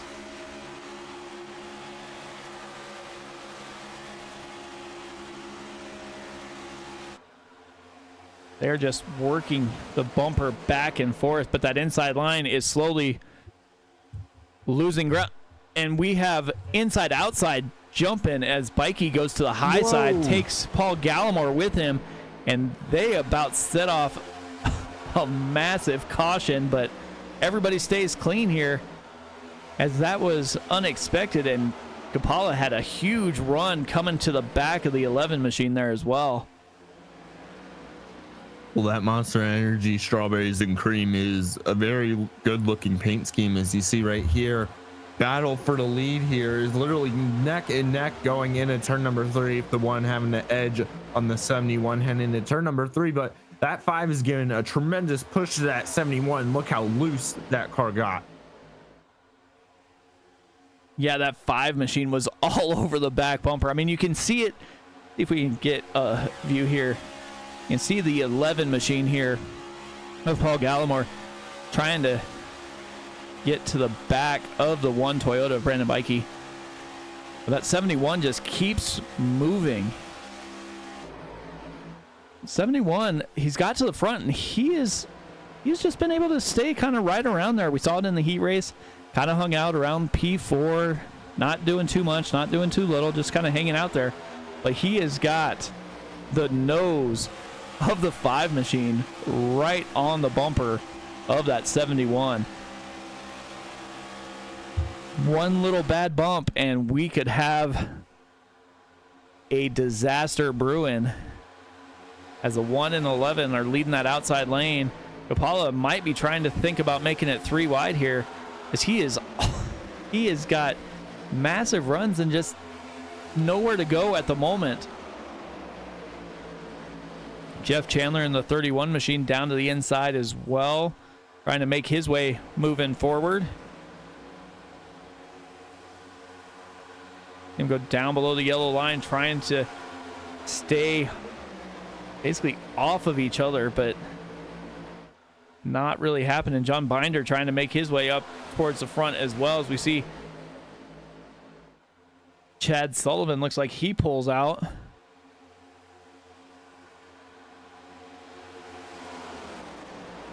Now the outside line falling back just a little bit, not too much, but look at that big traffic jam back there. If one car checks up just a slight bit, that's going to make an accordion effect.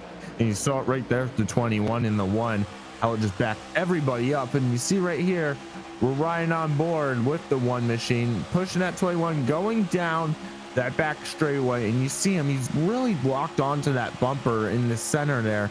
He's not pushing on the quarter panel or anywhere that's going to risk him sending the driver around in front of him. But that's the style of drafting here.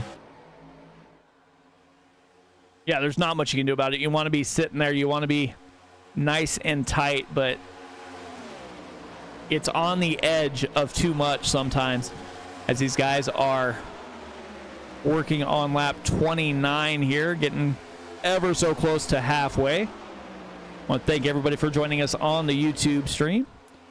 You already saw 2 exciting heat races, and this one here is turning out to be a doozy as well, as these guys have been inside outside. Saw amazing saves earlier in the night. These guys kind of fading back a little ways as Kapala got stuck and can't quite get enough speed to get around the 1 or 11 of Bikey and Gallimore. But Kapala was leading that line pretty well for most of the race, and now just finds himself back in traffic. And the inside line has a very well, I mean, look how far out they literally have gone compared to the other line. Now, we do see sometimes here, Mike, where all these drivers go in like a snake line formation here, and they're just like following each other around. But you know, it's the Clash, it's Daytona. Yes, everybody's trying to get up to the front to prove themselves that they belong here. And look how big of a move that was there for the 5 machine. As you saw him, I thought that 71 was going to go around just from that push. I think they need to back off a little bit here. And they have got hooked up, and that 5 machine knows just the limit to push the 71 machine, it looks like, because any more, and that 71 was definitely going around. The 5 goes up to the high side.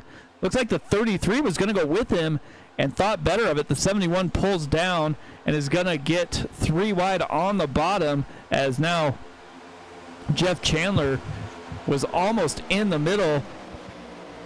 But Randy Mullins in the 54 machine is now stuck in the middle, and he is going to the back. He's trying just to keep that car as clean as he can. And luckily enough for him, he was able to slide in just in front of the 2 machine there. 3 wide here mid-pack. And, you know, what's shocking to me, Mike, is that we're not seeing 3 wide action just yet. I mean, do we expect to see that later on? Possibly. But, you know, you're seeing these drivers just, you know, using the 2-lane advantage here and not risking to go 3 wide. As you see the 71 now going to the outside, and so are other drivers here. Yeah, you got the 71 of Blaine Woodruff, Caden Nofree up there as well. And you have the 5 of Aaron Matthews up there. You know the 5 can push. John Binder with the lead right now, working with Jeff Chandler in the bottom lane. Chad Sullivan finds himself up into P3 after going back through the field. We've seen these guys go forward and backwards multiple times. It's one of the things at Daytona. You'll have comers and goers all night depending on which lane they wind up choosing. The 20 does not seem very happy behind the 71 as he is bouncing inside outside, trying to get some air on the 20 machine, it looks like here. 71 of Blaine Woodruff going for the lead here. See if he's going to jump down in front of the 33 machine of John Binder, if he's going to stay up high, if he can get clear. Still battling side by side here, going into a trioval. And, you know, this is the clash right now. Next week, we're going to have the duels. But the race I'm looking after that is the big one. And, you know, everybody's going to want to win that race here, Mike. So, I mean, I know we're seeing a lot of great racing action here tonight, but I do expect to see a whole lot more when that big race comes. Yeah, definitely. As we're watching this front pack, I'm going to go ahead and turn back to the next little group, I'll call it, because they're 22 seconds back right now, 23 seconds back, and they're losing time. Barry Sanders and Chris Spear just don't have enough cars with them to get rolling. They had a few for a while, but after they had Carmichael, Mackin, and Young call it a night, they found themselves back there by themselves, and they are just not going anywhere, as that outside line also is all of a sudden not going anywhere. Blaine Woodruff was working towards the front and just has lost pretty much that whole outside line is pretty much lost right now. 71 just not organized at all, and you see the 20 pushing at 71, but they're not giving enough of a push to get up there right now. So this is great. We're seeing drivers that we haven't seen up front for a while now back up here contending for a win, but it looks like we're gonna have some lap traffic come into play. Yeah, lap traffic. Hopefully they stay down to the bottom as the bottom line goes middle right now. It's okay for the leaders, but when you get back to this pack, looks like they're 3 wide back behind them almost. As Blaine Woodruff, Nigel Christensen, looks like Caden Nofree also there. As Blaine Woodruff says, screw this, I'm splitting them right down the middle. And he just puts his foot to the floor, gets out of that 3 wide situation pretty quickly, and he's up to P4 now on the bottom side.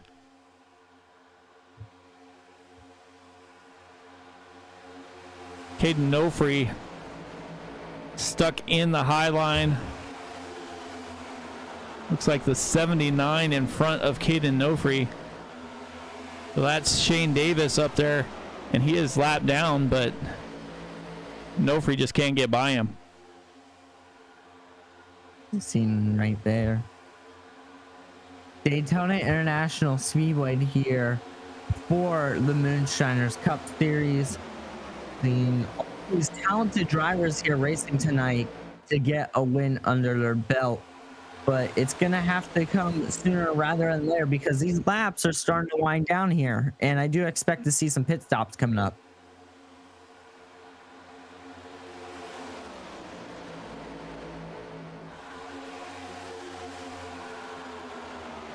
Yeah, John Binder here leading that inside lane. That outside lane is being led by Blaine Woodruff. Blaine Woodruff has a lapped car of Shane Davis giving him a push. Caden Nofree behind him, but they are still 1-2. And it looks like the 5 machine of Aaron Lewis is making a pretty good push there. We've seen him push earlier, and don't look now, but defending champion Kenny Kapala is also back towards the front. Looks like we have drivers headed down pit lane right now. Derek Jacobs. Ooh, Bikey almost got into it there as he tried to go down to the inside. Luckily, the 18 let him in, Blaine Wilson there. Blaine Woodruff leading the race. Caden Nofree in second. Has Shane Davis between them. Shane Davis is definitely a pretty fast car. It looks like once he's in this draft. Started from the back of the pack. Hasn't been able to get up here, but now that he's here, he is working pretty good on the back bumper there, Blaine Woodruff. Mm-hmm. Well, remember, it's Daytona. We can see anybody here win. It doesn't even have to be the driver that's completely leading the whole race or has been up in the front. It could be somebody from all the way in the back.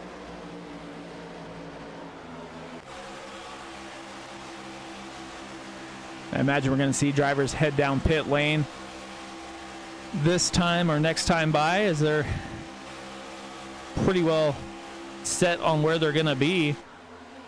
And after pit stops, that's when we're going to see who has what and what team had the best strategy here. It looks like we have a lap car working its way through the field. Looks like Bikey coming in. Chad Sullivan maybe. Oh, Chad Sullivan just went down towards the track. Bikey, Davis, Gallimore, Mullins, Darren Mills, Chris Spear, Barry Sanders, and Shane Davis all come in. So now we have Blaine Woodruff, Caden Nofree, John Binder, Jeff Chandler all up front.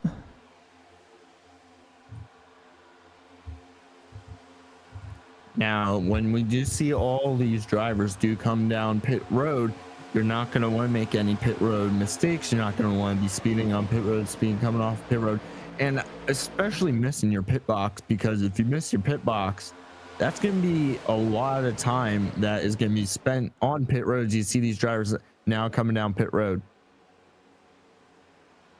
Yeah, everybody coming down. Definitely not really where you want to be as you're 3 wide in the middle. As a 5 gets turned off the 71, 3 wide as the 71 trying to make his pit stall, goes in sideways, which when they're 3 wide coming down pit lane, that is what tends to happen. That is exactly what I was talking about.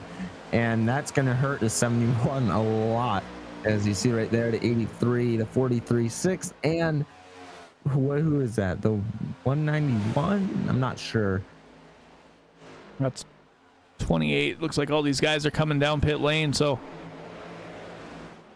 33 of John Binder looks like he made it down pit lane, back out on track as he is coming to pit exit. See how he fares when he gets rolling here. We do have drivers that pitted earlier, and they are hooked up, and they're gonna probably pass these guys pretty handedly here as they are hooked up and they've had a lap to get rolling.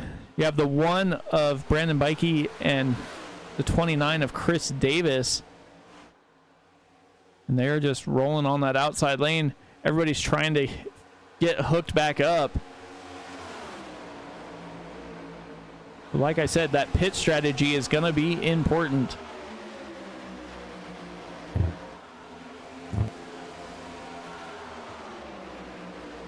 They're still not in the lead yet, though, but here they come on the leaders. Tim Wortman Jr. is leading the last group of guys off of pit lane as Brandon Bikey looks to take the lead here, and he will do just that with the 29 of Chris Davis giving him a push. Has that Martin Sports logo right on there. You guys are up in that area. Go ahead and give Martin Sports a shout. You guys also have several other sponsors hanging around, which we'll go ahead and go side by side. You won't miss anything. We'll be back in 1 minute. This is Sim Racing Media and the Clash for the Moonshiners Racers Cup Series.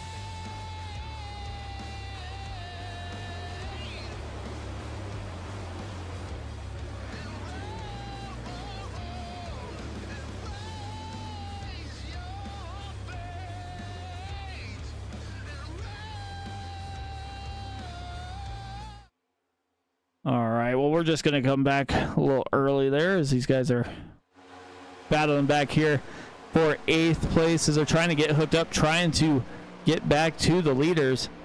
There's one thing that happens when you are battling here at Daytona. You kind of lose the draft in these green flag pit stops, so you have different little groups kind of making their way through the field. We got the first group. We've got Bikey, Davis, Mullins, Paula, Chandler.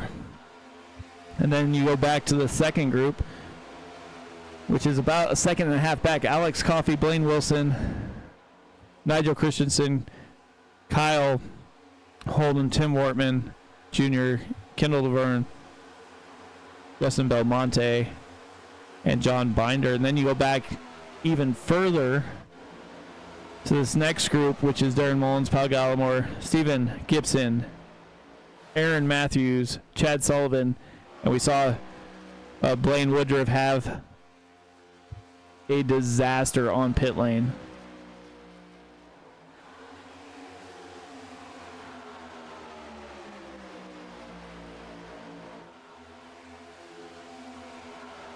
A disaster indeed, and that is exactly what we don't want to see out of any driver, just because you know it's going to hurt their performance a lot.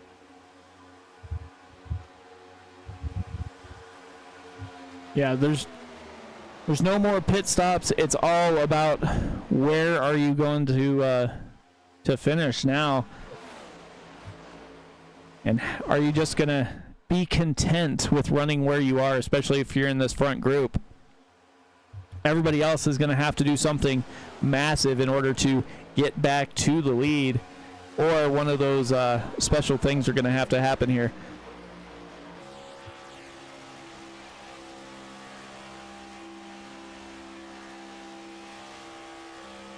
As we're on board with the 29 Toyota of Chris Davis. You can see him bump drafting the number 1 Toyota of Brandon Bikey. Bikey started on the pole. Looks like he's going to try and finish the race there as well.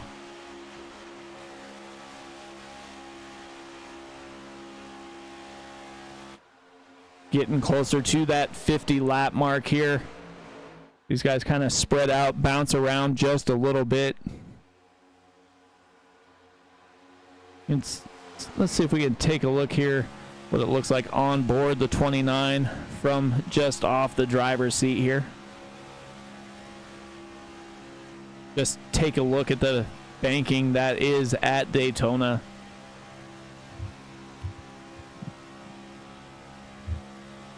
Look how flat it is going down the back straightaway. But when you're behind a driver, Mike, you can't see anything that's in front of you. Anything. So it's going to be very, very difficult to know if there's a wreck literally in front of you. Yeah, there's nothing you can do about it. You can't see anything. You're just hoping the car in front of you stays right where they're at and nothing else happens.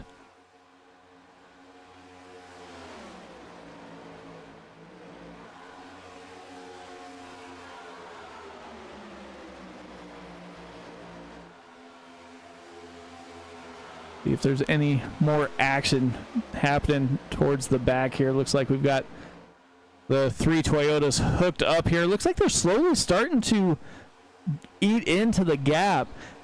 The gap between Alex Coffey and Jeff Chandler is almost down to a second. So these Toyotas have got hooked up and they are moving towards the front here. We'll see if they're going to be able to catch this front group, as that gap is still about a second, maybe a little over.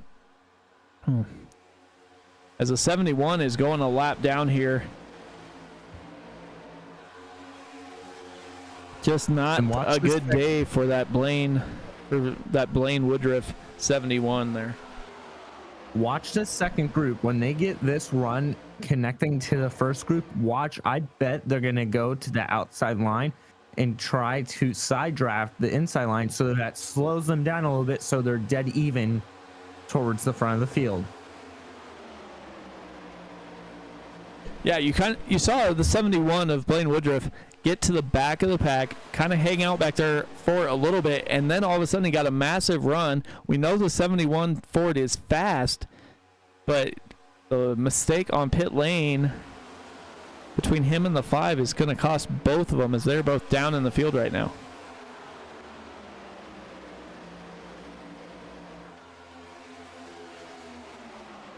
That one car leading this field here at Daytona, but look at that 15 machine. He's getting closer and closer now that he's in the draft. If I was the 71, I would duck in right behind that black and yellow machine just so you don't lose the draft.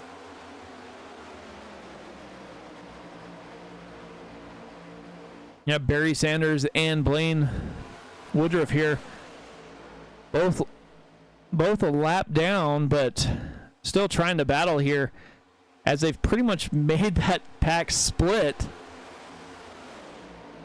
and that is going to cost them time here as they are slowed down. Alex Coffey was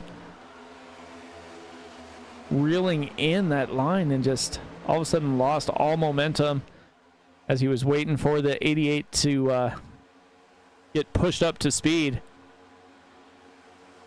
71 down to the inside of the 88. 88 trying to get past this. He got a massive run with the 15 giving a push. 15 backs out of it and slides in front of the 18 one more time. And you can see what all these drivers are doing right now. They're going to go to that outside line here. They're going to try to get around the 71 and stay with that lead pack. So now you're seeing that snake line formation, like I mentioned before, that we might see happen. You see all these drivers there going to that outside line. You have to do what you have to do. I mean, if there's a lap car in your way that's going to slow you down, then you're going to have to go around them one way or another. And now that I see all these drivers lined up on the outside, I do expect to see somebody later on make a move to make an inside line then. Yeah, these guys are going to pull down and get that inside line going. It's just a matter of time for them to do that. We've got 20 laps to go in the clash. And that outside line is almost clear, but just not quite. And here we go. We have a couple drivers coming down to the inside. Looks like we got the 59 of Kyle Holden, Tim Mortman Jr. also down there, and you got the 6 machine of Justin Belmonte. And that 71 is getting pushed up there by John Binder behind him. 71 is quick, like I said. He just had that little incident, and now he's trying to get every position back he can. I mean, he knows he can race with the leaders. And Kyle Holden is trying to get that inside line rolling. Take a look of the push he's getting from that 83 Chevy here. That Bad Boy Racing number 59 is getting pushed towards the front. So he's trying to slide draft on the 54, trying to get help to get pulled towards the front. Nothing really doing at the moment. And the leader is about halfway down the track, trying to let some air get to the 29 Toyota of Chris Davis as we are going around. The 71's involved. I see the 88 was involved there. I see the 7. I think it all started there with the 71 and some blocking going on there.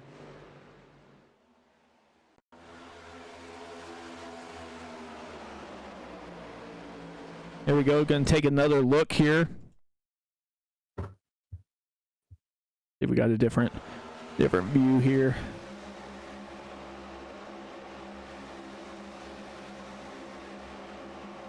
Got the 6. It happens in front. Oh, happens just behind them. Just behind them. Let's.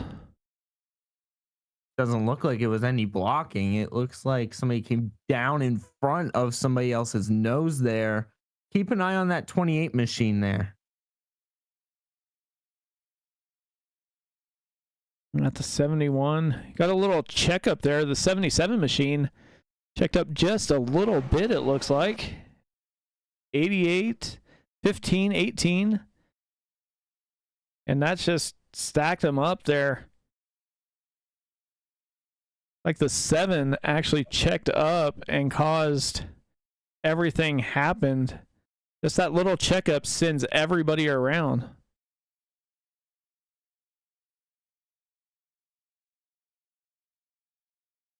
Yeah, one little mistake there. It could cost half of the field or the whole field, and that's exactly what we saw there. And we are now under caution once again here from Daytona International Speedway. For the Moonshiners Cup Series, we are here for the Clash.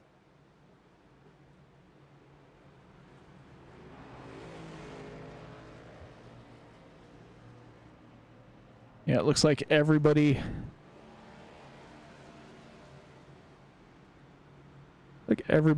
involved is coming down pit lane. If you're out front, you're just going to stay there. You don't really need tires or anything. If you have enough fuel, you're going to keep your track position.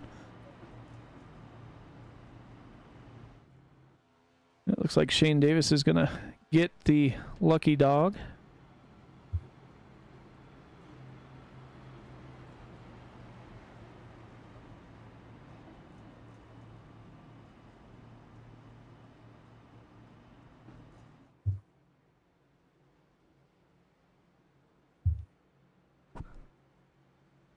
So now we're getting towards the end of the clash here, Mike. Do we start seeing drivers' anxiety start to ramp up a lot, or are we going to start seeing where these drivers are just going to be battling side by side nonstop and race until the very end? I think because it's the clash, it's, you know, checkers or wreckers, basically. I mean, it's all for, you know, for fun, really. I mean, they get out on track, they're opening up their season, just kind of getting used to all the drivers that are in the series. I'm going to say we're going to see some pretty aggressive driving here. I mean, we saw it earlier in the race, and we had, you know, that huge, long green flag run. I imagine we're going to pretty much see the same thing. The only thing that happened this time was a slight little checkup, and that checkup just, you know, one little checkup, you know, towards the front. When you get towards the back, it turns out to be a big checkup. It sure does. As you see right there, pace vehicle lights are still on. One driver I want to focus on here tonight is that purple and yellow machine sitting right there in 5th place right now. And we really haven't seen him up here earlier on in that 77 machine. We haven't seen him up here like a lot like these other drivers, but I mean, he's here, he's inside the top 5. He's doing an excellent job here tonight. He could be a spoiler for the race win here tonight. Yeah, he started outside pole, led that outside line for quite a little while, and then found himself falling back through the field as that outside line kind of went away. We'll see if Kenny Kapala can get back up to the front. He is down on the inside, starting 3 back, so definitely in the right position here as we are 16 laps to go, coming down the backstretch, getting ready to let him go one more time. And Brandon Bikey is going to lead him to the green one more time. Started on the pole, and he is leading them to the green flag one more time here. It's going to be 15 laps to go here.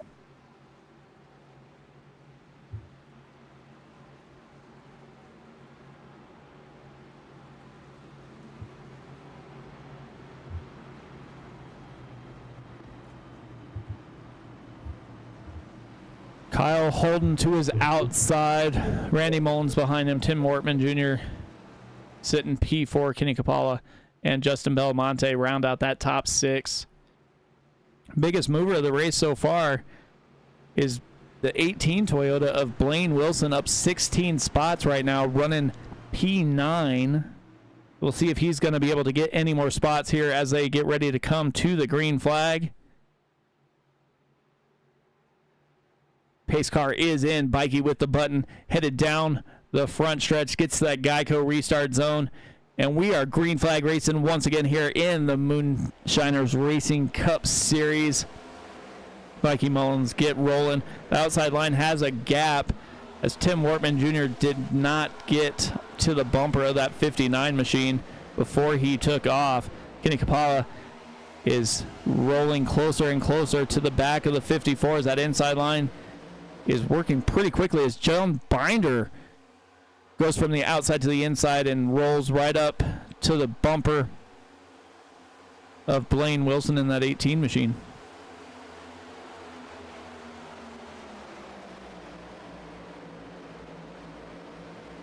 We got Kane Lee cheering for Chad Sullivan in the chat. I believe Kane Lee's going to be racing some of the season as well, if I'm not mistaken.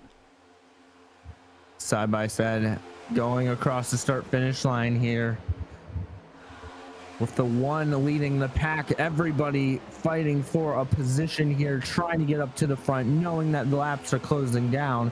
And see right there, the one is now going to move high. 77 is going to block. Bumping. It's going to be a huge push, but they keep it straight. I don't know how they do, but they're doing an amazing job as they exit turn number 2, and they're going to enter turn number 3. Now, Kenny Kapala was all over the back bumper of that 54 machine as he was not expecting him to slide up in front of him there. But now we got Kapala on the back of Bikey in that outside lane. The guys who started on the front row are now sitting 1-2 in the outside lane, trying to make their way to the front one more time here as the inside line with Randy Mullins is going backwards. It's going to go backwards, and it's going to go backwards very, very quick. As you see right here, the 77 is probably going to make a move. Going to have to decide whether or not if he wants to go to that inside lane, because if so, there's going to be a huge run. But look how organized both lanes are right now. It's just a matter of who's pushing the hardest. And look at that 77 all over the one's bumper. That 77 all over the one's bumper. The 79, Shane Davis, was a lap down, goes middle 3 wide, and he is going to try and make a little move here, trying to get to the front of that inside line as he is just side drafting all over the place, trying to make it work. As you see Aaron Matthews go from the high side to the low side to lead that inside line. 79 jumps back up in front of the 11. So we got the 5 and 54 working the bottom as as that outside line starts to draw away here. 12 laps to go coming down the backstretch. We got Bikey, Kapala, Holden, and Wortman Jr. all clear right now. And even looks like Belmonte is also clear.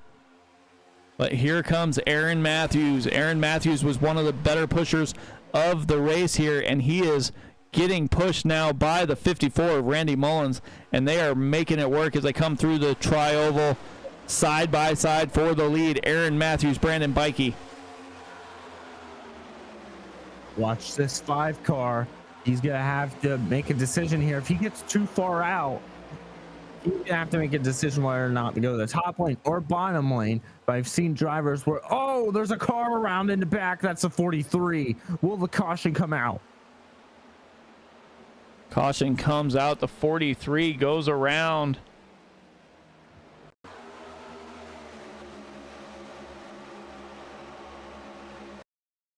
In the middle has the 71 down on the bottom side, closing in the 17 on the high side.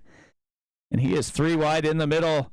71 of Blaine Woodruff gets to the left rear quarter and just turns that 43 machine right in front of Barry, as Barry gets rear-ended by the 15 Toyota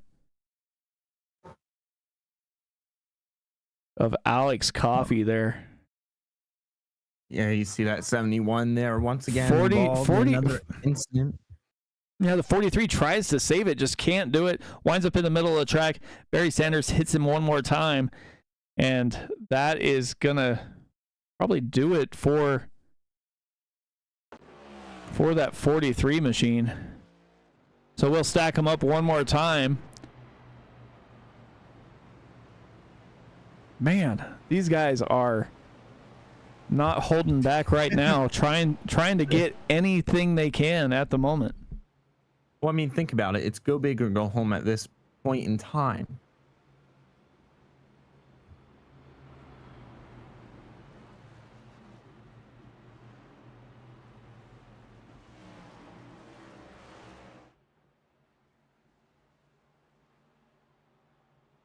So we're going to have, I'm going to say probably somewhere in the neighborhood of 6 laps to go when we get back to the green flag.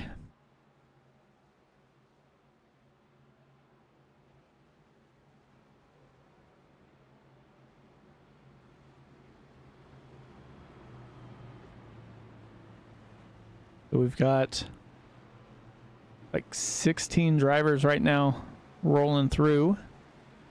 Woo. Front row of the race is going to be the front row we're going to have here when we go back to the green flag racing. Well, I'm sure it's going to be very, very exciting, Mike, but I mean, this is the moment that all these drivers have been waiting for. They've been waiting to get to the end of this race. They have been waiting to get that checker flag, get a win at Daytona, and start off the season right by winning here in the Clash. So I'm going to expect to see a lot of these drivers make aggressive moves, possibly go 3 wide. Not sure if we're going to go 3 wide, but I think there's a possibility that we might.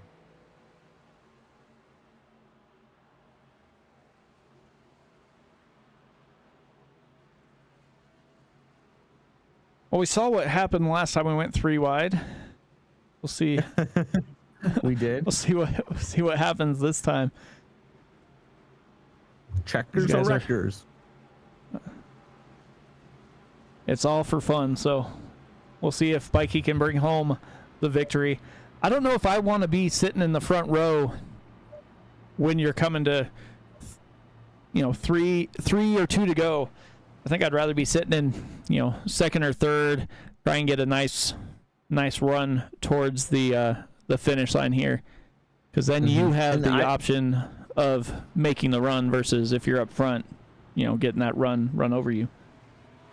And I would have to agree with you on that, because, you know, sitting back in second or third is not gonna, I mean, there's a potential that you're gonna win this race sitting in second and third, but at least you're not the leader who's literally getting ready to go on this restart, looking in his mirror, and he knows he's trying to hold off the whole field. So if you make one little mistake, it could cost you your race victory here at Daytona in the Clash.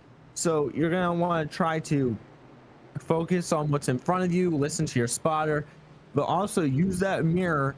If you are the leader, use that mirror as much as possible, because I know it's going to be very, very difficult, but it's not as difficult as what it is sitting in second or third, when you can literally just, you know, make an aggressive move and potentially go around the driver.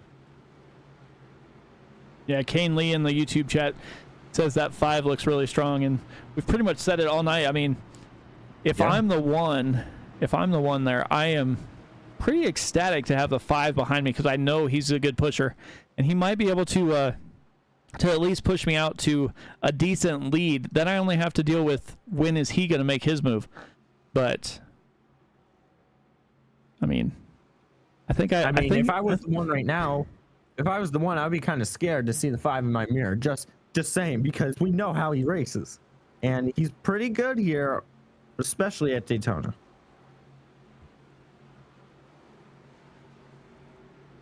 Yeah, I definitely don't envy Bikey right now, as he's got the defending series champ to his outside, the man who's won more races than anybody in this series. And you got the 5 that's been pretty strong all night right behind you. So we'll see what the number 1 Toyota brings to the table here. We're about to get going here. Pace vehicle lights are off, doubled up, getting ready to go back to green to see how this finish will end. And I don't know who to put my bets on, because it could be anybody's racing on this restart, as you see the pace vehicle make his way down pit road here, Mike. That pace vehicle turns in. We hit the Geico restart zone. Bikey with the button, and he goes pretty early here. I was interested to see which side he's going to take, but it looks like he kind of splits it. Then he slides up to the high side, and that's going to open the bottom for Aaron Matthews in the 5 machine. 5 machine is moving with the 59. You got Tim Wortman Jr. all over the back of the 59, giving him a shove as well. The 54 to the high side, but Kapala and Bikey are hooked up as well. Here we go down the backstretch. 7 more laps to go here in the Clash at Daytona.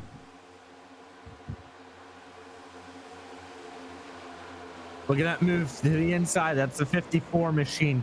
Going to be battling here side by side. That's going to bring the 5 also with him. Can we get back to the white flag? That is the question here. See all these cars very, very loose as they exit turn number 4. Here to come in a tri-oval. Now they are bouncing around. That outside line has got the groove, and they are moving.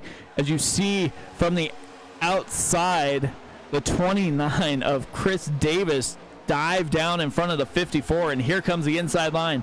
29 of Chris Davis, Randy Mullins, and Aaron Matthews are hooked up, and they are moving to the front. Bikey is trying to hang on, trying to side draft, trying to stay out of the way as they kind of snake their way down the backstretch here.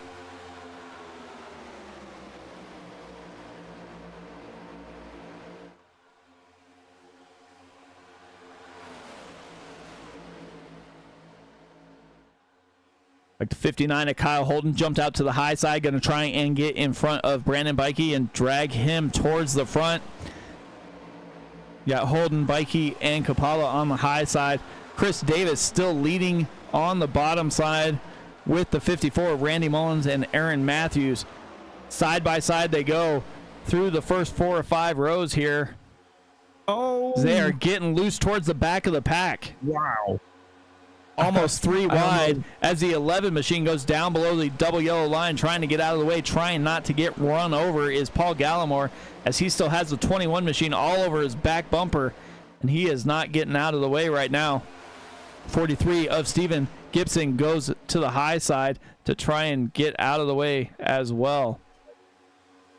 I don't know about you, Mitch, but my heart is jumping out of my chest right now. I mean, this is great battling going on by every single driver. I mean, look at how they're just moving around. I mean, it looks so hard to control that car right now from the pushes that you're getting, but I mean, it looks like they're racing the final lap here when we still have a few laps to go. As you see right there, an aggressive push to the 54 there.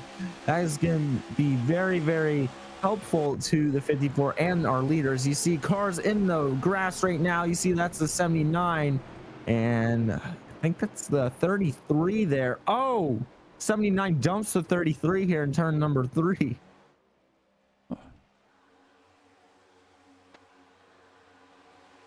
Chris Davis and Randy Mullins battling out here. Bikey 3 wide in the middle as he goes for the lead.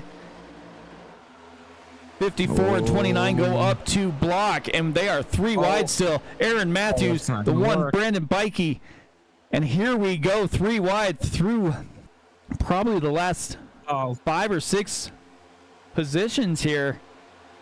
Chris Davis is leading them. Tim Wortman Jr. sticking right with him. Brandon Bikey hooked up with Kyle Holden and Kenny Kapala as that inside line is working pretty well here. I don't know if these drivers are going to be able to hold off anybody else because this is incredible racing. I don't even know how they're keeping it straight right now because you see cars bouncing off each other into the wall right there, and they're still racing. Now, Tim Wortman Jr. tried to make a move, went to the middle, and is losing positions here as the 11 just gets in a bad spot there. So here you go earlier, the 5 and the 54 bouncing all over each other. Tim Wortman Jr. gets stuck in the middle, starts fading towards the back. The 18 and 17 also working that outside. As Wortman Jr. gets stuck in the middle, you got the 6 diving down to the inside, the 11 of Paul Gallimore in the middle as well. And Gallimore just has so much speed, he has nowhere to go. He tries to duck down to the bottom side, but the 43 is right there, and that's Steven Gibson. Bounces off of the 43, gets into the 83 of Tim Wortman Jr., and that's going to send him around. Looks like the 43 is able to save it as he was getting sideways.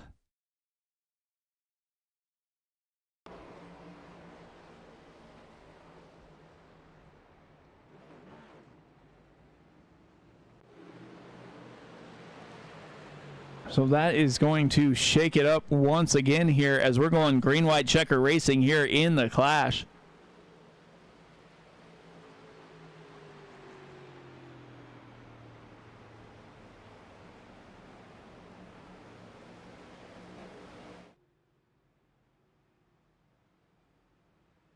So we'll have Chris Davis and Brandon Bikey on the front row, Kyle Holden and Kenny Kapala behind them.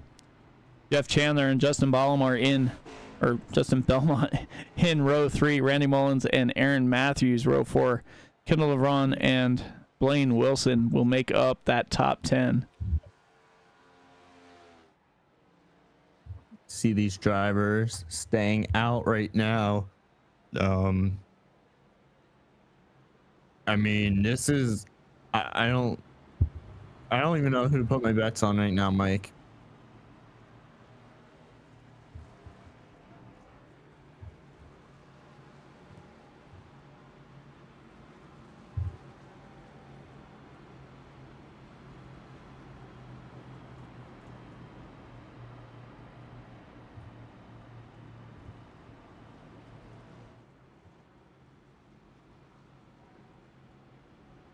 See what's gonna happen here. Like Chad Davis and Bikey are gonna get separated.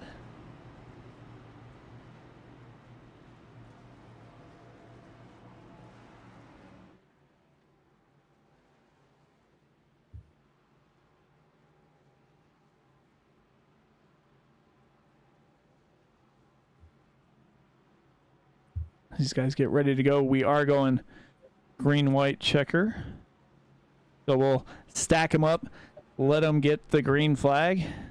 And as long as we race back and get the white flag, we'll be racing to checkers. If a flag comes out before that, we'll reset it and do it all over again.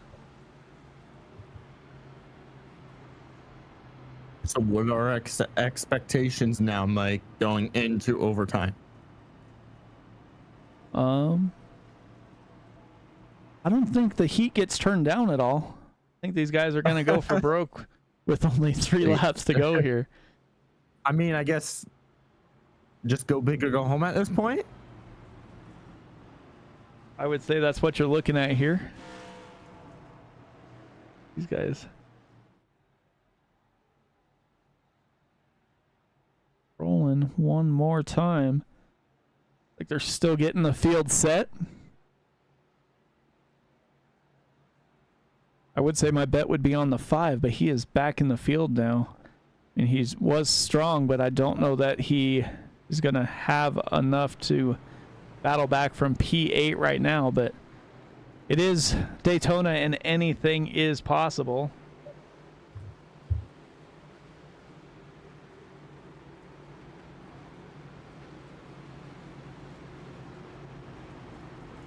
It gets stacked up here, ready to go.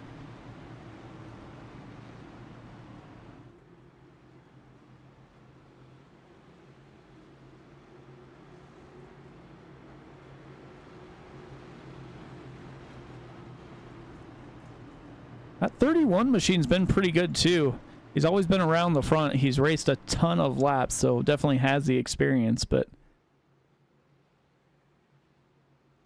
I don't know, Kyle Holden might be sitting pretty good here.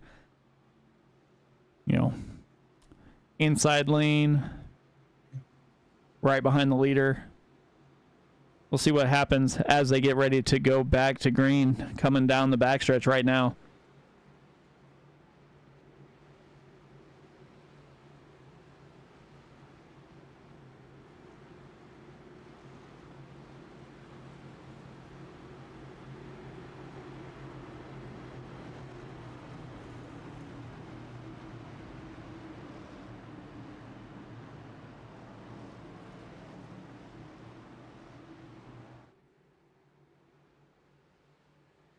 They are stacked up, ready to roll one more time.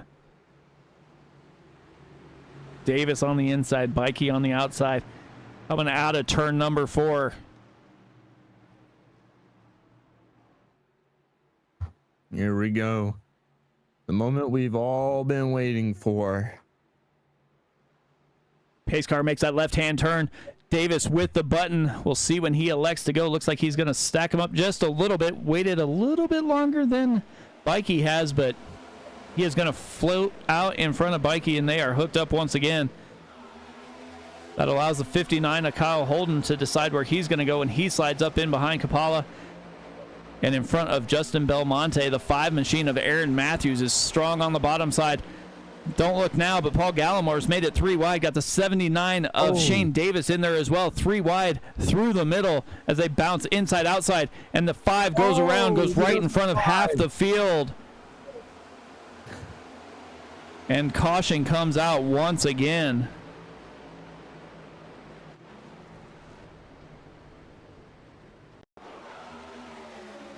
So they're 3 wide. I mean, I can see why we're going 3 wide here, but like at least, you know, you would think you would see it on the last lap, but you know, they have to do it right now. But you see right there, the 79's pushing that 33, using that middle line, but look to your inside line where that 54 is pushing that 31. That gets the 31 upset, hits the 5 in the quarter panel and just upsets that 5 car, makes it very loose. He's going to come back up the track in front of the 31. 31's going to clip the 5. Hit the 33, that goes into the 6. The 18 has nowhere to go. I mean, this is just chaos right now, basically. As you see multiple drivers getting collected here just from one little mistake there from that inside line. Yeah, definitely.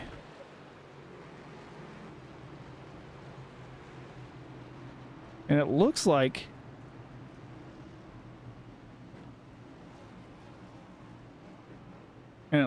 if I'm not mistaken, they're not going to have another green-white checker. It's going to be the final lap. So Chris Davis is going to get the win. Brandon Bikey's going to get second. Kenny Kapala in third.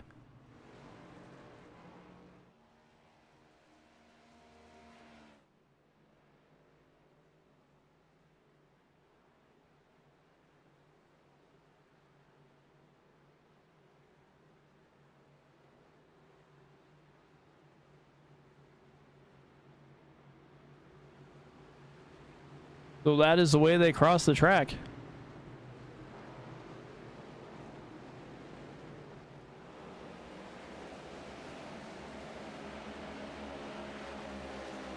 So your race winner going to be Chris Davis.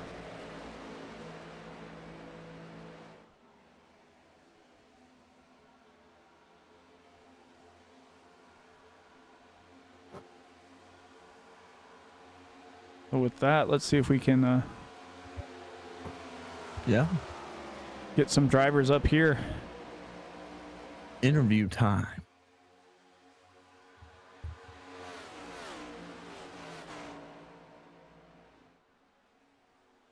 All right. I'll get Kenny up here for you. For the broadcast. Kenny, Mike up in the booth, man. How's it going? How you doing, Mike? Well, not too bad. Well, not exactly the finish you wanted, but started on the front row, brought home P3. How's it feeling out there? We didn't win the race, but Beast Mode Performance swept the podium, so you can't really ask any more than that. It was a really good race. We led a lot of laps and kind of got shuffled mid-pack or rear end of the top 10, and we're just out here start the season, have some fun. It doesn't really mean anything, and I thought everybody came out tonight, raced really respectfully, had a lot of green flag laps, so it ended up pretty well. Yeah, it definitely did. So as you look forward to the season, how's it shaping up? Well, I have back-to-back championships, so there's a lot of riding on my shoulders. I gotta try and defend those this season, and during the off-season, we picked up a whole league full of really good drivers, a lot of new guys out here, rookie seasons that can run good, so we better show up every week ready to race. Definitely, man. Well, before we get you out of here, anybody you want to thank before we let you go? Yeah, I want to thank all my teammates at Beast Mode Performance. We test and build setups together, and want to give a shout out to Boomer Button Boxes, Team Watson Racing setups, and then my wife for allowing me to do this every week. Definitely, man. Well, congrats once again on your P3. Appreciate it.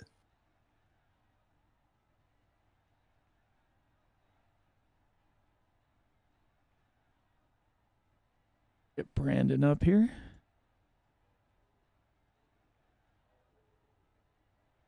Brandon, Mike up in the booth, man. How's it going? Hey, good. How are you guys? Well, not too bad. Well, you were able to talk to me before the race and talk to me after the race.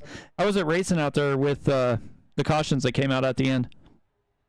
Yeah, it was a lot of fun. I kind of expected it at the end. You know, it's a fun race. Everyone's trying to get up there to the front. You know, we just try to stay out there and stay ahead of all the mess, but it was a lot of fun. Yeah, definitely looked like it. So you come out strong here with all three of your teammates here finishing, you know, in the top three. How's that set up for the rest of the season? I think, you know, it sets up, obviously, it's good momentum to start season with a sweep of the podium there. So we'll just try to keep the momentum up and keep it going. The Beast Mode Performance is just great, man. Our setups are awesome. Kenny Coppola is just a wizard with setups. So we love it and try to support him all we can. And just, man, Chris drove a hell of a race there. Kenny drove a hell of a race there. The whole team did. Just got a little unlucky with some of the other guys on that last caution. Yeah, it definitely looked like it was setting up to be one heck of a finish there, but congrats on your P2. Anybody you want to thank before we get you out of here tonight? Yep, definitely. All of Beast Mode Performance, Martin Sports. I mean, my teammates are the best. You know, we've got Kenny, Chris Davis, Shane Davis, Paul Gallimore. Let me see who else we got here that I'm forgetting. I mean, just everybody over there is just great. So I love those guys. I want to thank my wife, Lindsay, my mom, my dad who watches the broadcast, and my friend Bryce who usually watches a few of these as well. And just my whole support team's great. So just appreciate them. And then one guy I did forget from Beast Mode is Jeff Taylor and Chris James actually too. So just want to shout out to all those guys and thank them for helping us. And this is why we finished 1, 2, 3. So we just help each other and get it done. Definitely, man. Well, congrats once again on your P2 finish, and maybe we'll talk to you next week. I sure hope so. Thanks again, guys. Yep.